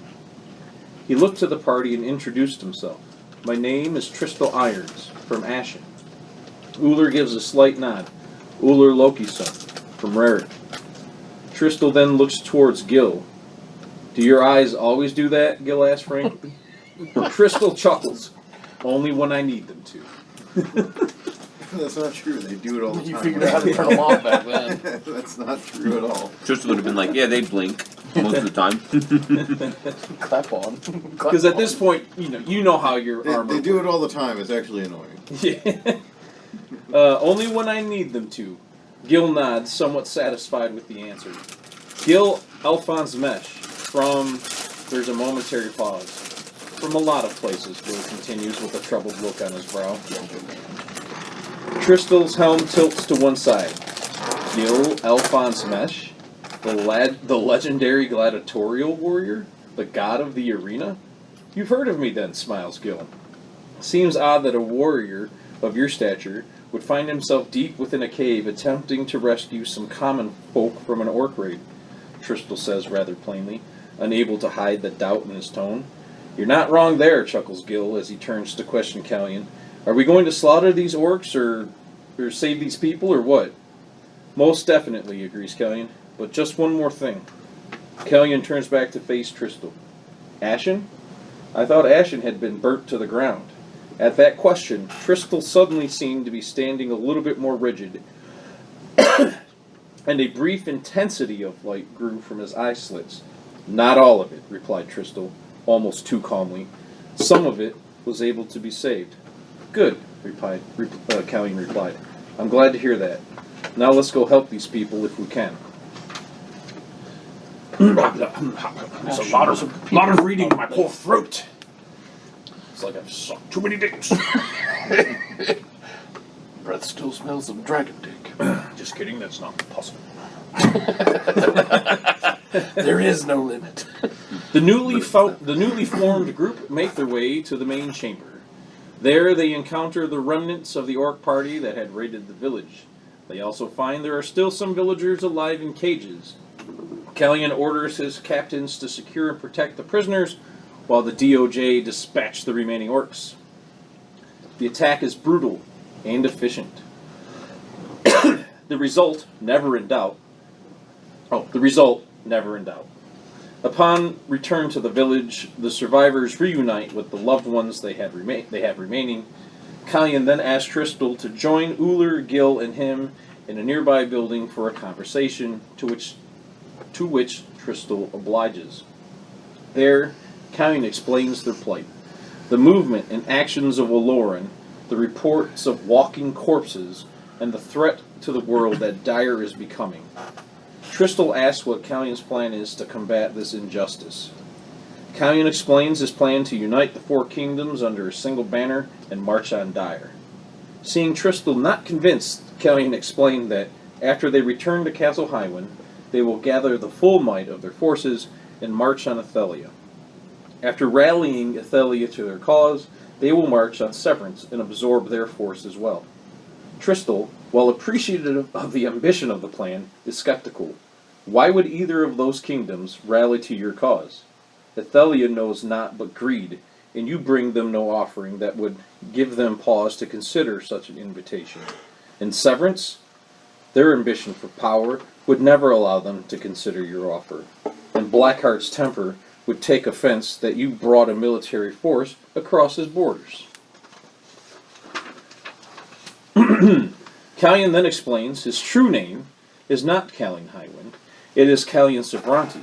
He is the son of Cecil and Rosa Savranti, and the true Prince of Severance. The choice is not Blackheart's to make. He hopes to be able to barter some of Severance's rights to Athelia in exchange for their services, which includes wealth, land, and titles to the higher-ranking officers. Tristel was impressed with Callion's dedication to his purpose. He was impressed by his martial prowess as the group as a whole. He'd never been around warriors like this before. With that, it required no further discussion, as Tristel agreed to join Callion, Uller, and Gil on their noble quest. While he did not speak of it at the time, Tristel still had many questions about the role that the Athalian nobles played in the burning of Ashen. He believed this new alliance could help lead him to those answers. Dead orcs. More information. It looked like a troll had smashed these fuckers with a tree. Love that. Yeah, Tristel still claims that it could have been a troll that did it. I mean, it could have been a troll. Yeah. He doesn't take full credit. He says maybe it was a troll. You don't know. He was like, I was there, and I still can't tell you. So hopefully you feel like that follows the Tristel character. Yeah.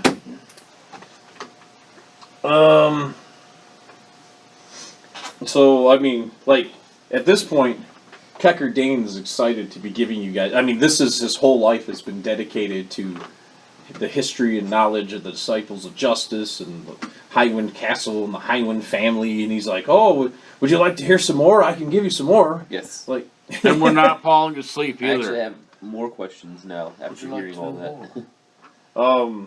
He's like, oh, well, if you have any questions, maybe I could answer them. Okay.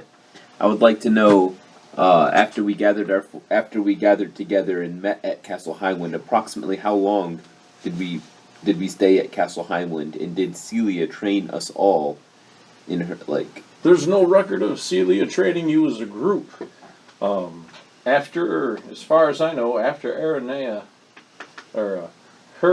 she had been spending all of her time with Aranea at that point. You had already been trained to the point where she felt like you were ready to go. And you guys worked together for a bit, but you didn't stay long. Once you decided you were ready to go, you went. Okay. Right? Like, so she didn't spend time with you. She was really spending more time with Aranea at that point, because they were going to go after Rubicon. Well, they were going to go after Scarmiglian, Barbaricia, however that's pronounced. Right. And, what's his name? Kazizmo. Yeah, Cagnizio or something like that. Yeah, something like that. It's the four fiends from Final Fantasy. Cagliostro. Cagnazzo. Yeah. Kinazo, yeah. The water guy. Yeah, the water guy. The blue one. The blue dragon. The dick. Well, yeah, he is So far, they're all dicks. Even the No, in copper Final Fantasy 4, No, he's a the turtle. guy had the Well, guy's turtles are known for having big dicks. yeah. Yeah, wait. Surprisingly. Hold up. Do dragons have dicks? Because I always assumed they were more like a cloaca kind of deal. with clappers like sharks. Do you honestly want me to answer this? Well, no, Matt? because some reptiles have cloacas and some have dicks. What would dragons have? I think the Right. dragons Actually, yes, I'm they not- would have Quakos with forked dicks. Yeah, I'm not a biologist or anything like that, but how would that work? Kecker Dayton doesn't know the answers to these questions. I was not prepared for your perverted questions this fast. Okay, I'm also gonna say we have we did spend some time training together, and I know that we have memories of us not only in war. So it couldn't have been that we just came here, trained, and headed straight out to war, because we have memories. We just came from Ullr's home, and we have memories of having, fun, a little bit of fun together. As far as he knows, you guys probably were together for at least a year, gathering forces so that you could even go to Athelia, right? Because you had some of the Highwind forces, but there weren't a lot that were able to escape with you, right? It wasn't like you left with an entire army. Yeah. So you had to slowly grow this army. You were out recruiting, and it took a little bit of time. Once you had your 3 guys, you're like, all right, we can do this. And so you started recruiting forces before you could even go to Athelia. So it took at least a year before you were able to march. So you spent time going, he's doing his thing with the Dark Brotherhood. You guys would go back and forth, making sure, you check in with him, blah, blah, blah, blah. He would be kind of going out, doing his thing. He would be going out, doing this thing, all the while listening, watching looking for an opportunity to recruit more people to the Highwind cause. Does Deckard Cain or Deckard Cain know what happened to Blackheart? That's exact. I was going to ask. Ah, Blackheart. Now that is a fascinating story. Because I don't have to read this one. Well, you recorded it, didn't you? I recorded this one. Nice. Yay! My throat is so happy. We've unlocked DLC. That'll be $1.95. That's so much cheaper than every other deal. A flip of a platinum. Yes! What the fuck am I supposed to do with this? Figure I it out. haven't left the castle one. You're a wise old bastard. How has he been eating? He's been growing his own food. Look at that potion on his hip, man. Mana. He just sips it slowly but surely. Like John the Baptist, he's been living off grasshoppers in the desert. Probably blood in there. He's killed everybody else that was in the castle and been drinking their blood. He's a haunted look about him. Here we go. Don't you worry about everyone else. Vampire, yeah. Ah, here we are. You ready? Yeah. It's gonna be on the big TV. You ready? You ready? You ready? I won't have to read this to you. I am going to read this to you in a different voice. The march on. Severance. The Severance package. In the second era. 13 minutes, sweet. Oh, Is it good really? more nap time. Jesus Christ. I get too ambitious with this shit, sir. No. No, this is No. great. Yeah, I love it. Yeah. Start falling Dick asleep. holder, sir. You have to get on your phone so you don't fall asleep. Attention to opposite order thingy. The March on Severance. Second era. As written by Grand Zanbatsu, who accounts gathered from eyewitnesses, members of the royal court, members of the royal guard, and members of the royal family. The army of the disciples of justice, now bolstered with the strength of the newly acquired Athelian forces, began their march on the kingdom of Severance. For Callion, this was a very personal matter. See, this is where it cut out. You see, You see. his father and mother were still the rightful king and queen of Severance. Even at this age, Callion could still recall some of the time he had spent in Castle Dolbury as a youth. In order to protect the people in the capital city of Tudor, Callion sent forth a number of messengers. Some of the messengers were sent to the people themselves, with declarations that Callion Sevranti, the true Prince of Severance, was returning to reclaim the throne. Callion also sent a more formal message to the usurper, the ex-general, and now self-proclaimed King of Severance, His Grace, Robert Blackheart. It had been 16 years since Blackheart had stolen the throne, but many of the people, and some high-ranking members of the court, still kept the Sevrantes in their hearts. Callion had sent a summons to Blackheart, commanding him to bring himself to the fields of Elias, which lay outside of the city, so that he may receive judgment for his sins against the crown. Callion also granted clemency to all members of the Severance military forces and the royal court, on the condition that they declare their eternal loyalty to him and the Sevranti royal line. Those who would refuse this one-time offer of peace would be branded a traitor and suffer the same fate as Robert the Black Dog. Ooh, that's good. Callion's father, King Cecil, had well schooled him in the personality traits and faults of Blackheart. He knew that Blackheart would never let these insults and decrees go unchallenged. Blackheart personally slew the disciples' messengers to show his contempt for Callion and a complete disrespect for the potential threat of his forces.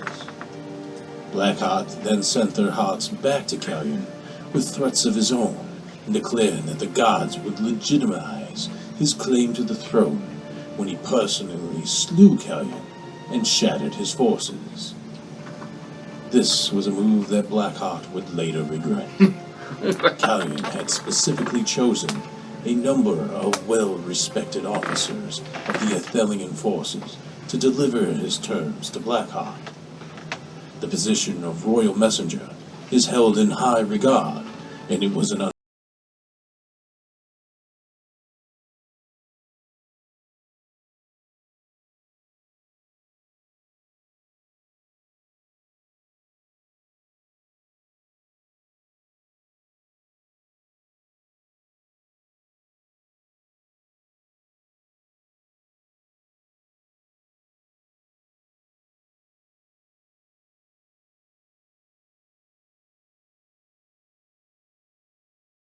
and anger rose amongst the soldiers.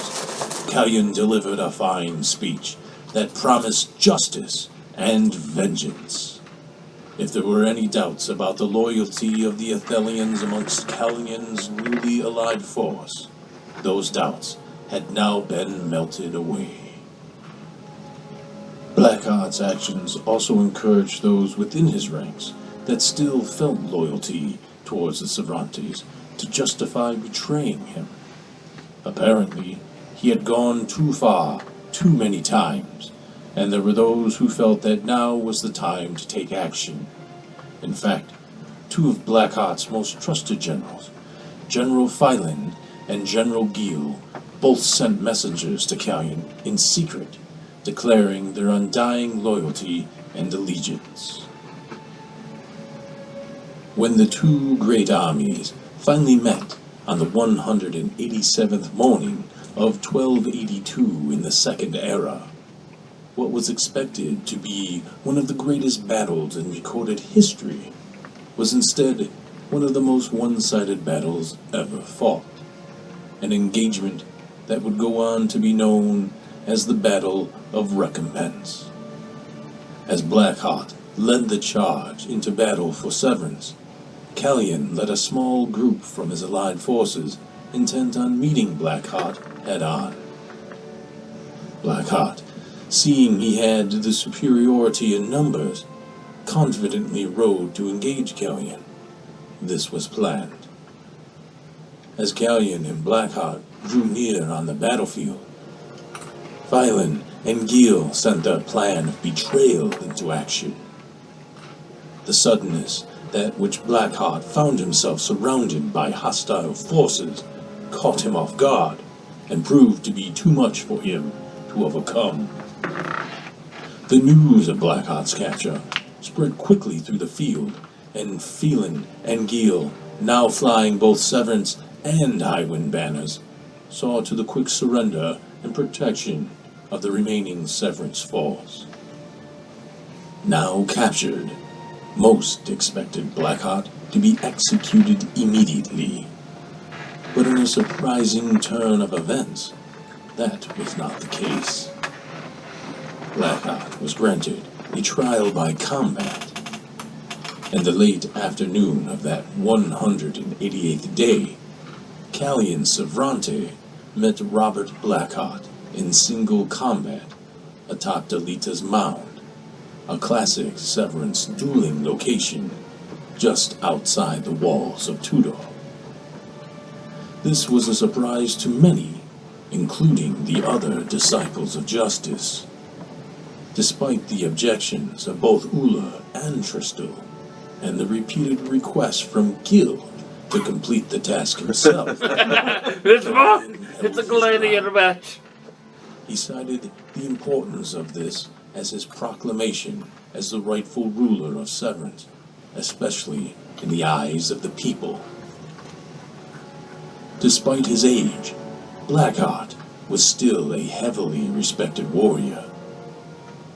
Yet the melee, watched by every eye that could catch a glimpse, was as short and one-sided an affair as the battle that had taken place earlier that day.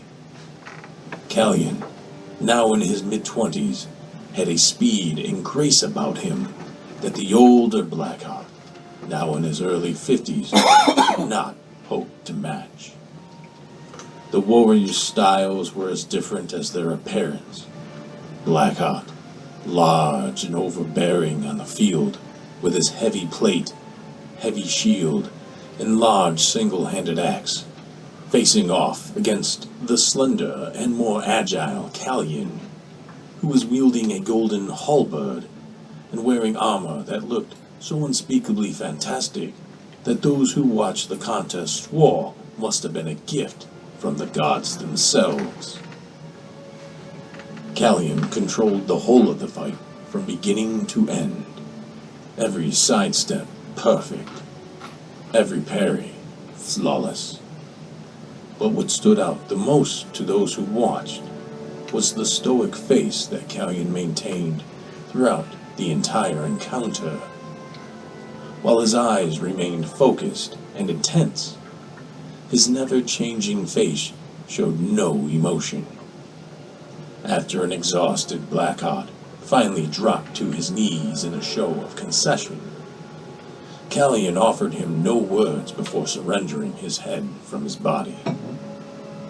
As Blackheart's body crumpled to the ground, still, Callion's face remained unchanged. While the crowd itself erupted into joyous cheering, Callion himself showed no signs of celebration, no taunting, no yelling, no anything. At some point, many years later, accounts of these events were found referenced to in writings by Callion himself. He referred to the decision to send well-liked and respected Athelian officers as emissaries to Blackheart.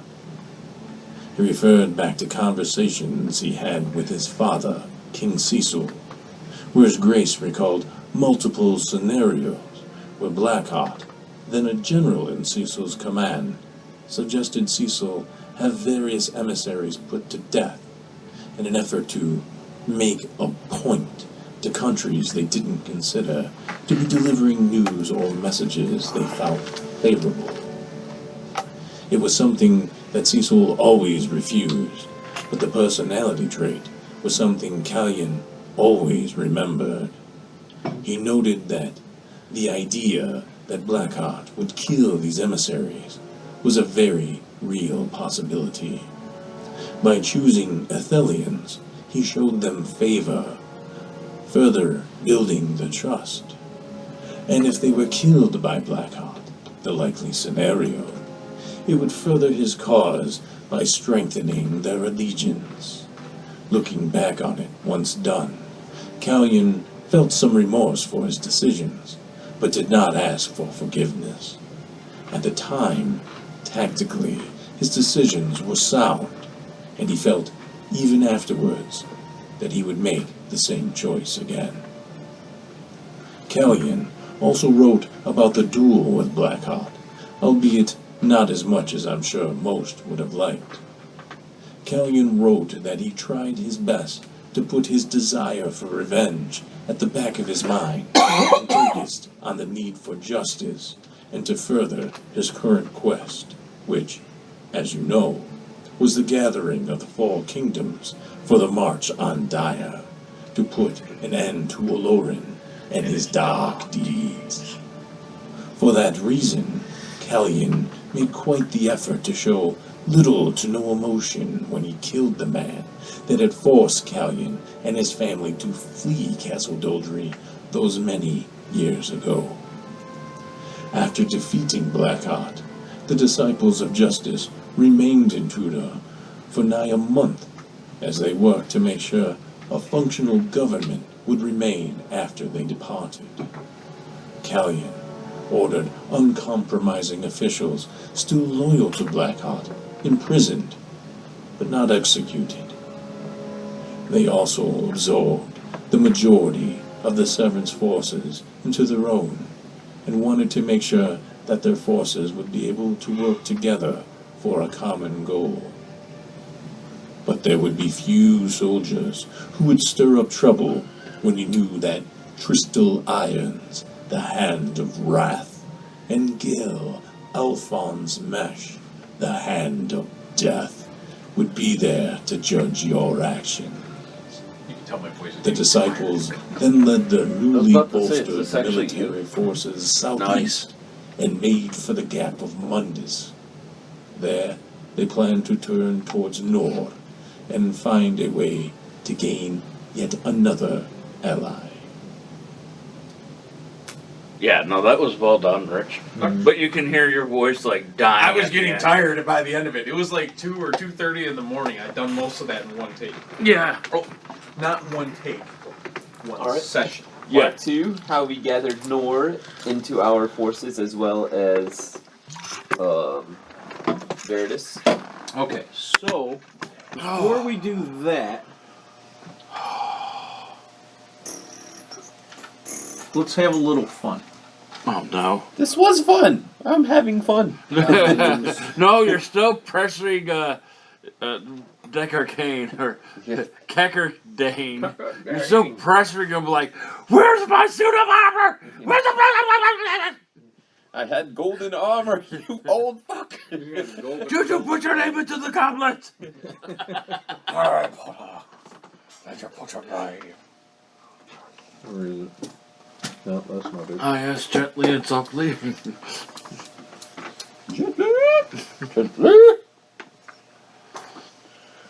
Boy. Oh, where is it? Come on. Oh, maybe it's in Marshall 7. Alright, so one of the things that I always thought was odd was when voice actors saved their outtakes. I was like, are you like fucking up on purpose and then just saving it because you think it's funny? No, because it's hard as fuck to read lines into a microphone, no matter how big the lines are, and you just get lost. And you try to say words, and the pressure's on, the mic is on, and you blah, blah, blah, blah, blah, blah. This is why I can't read aloud. Right? So, It would be all out. if you just want to hear me being stupid, Yep. Hold on. Let me reset the recording for this one.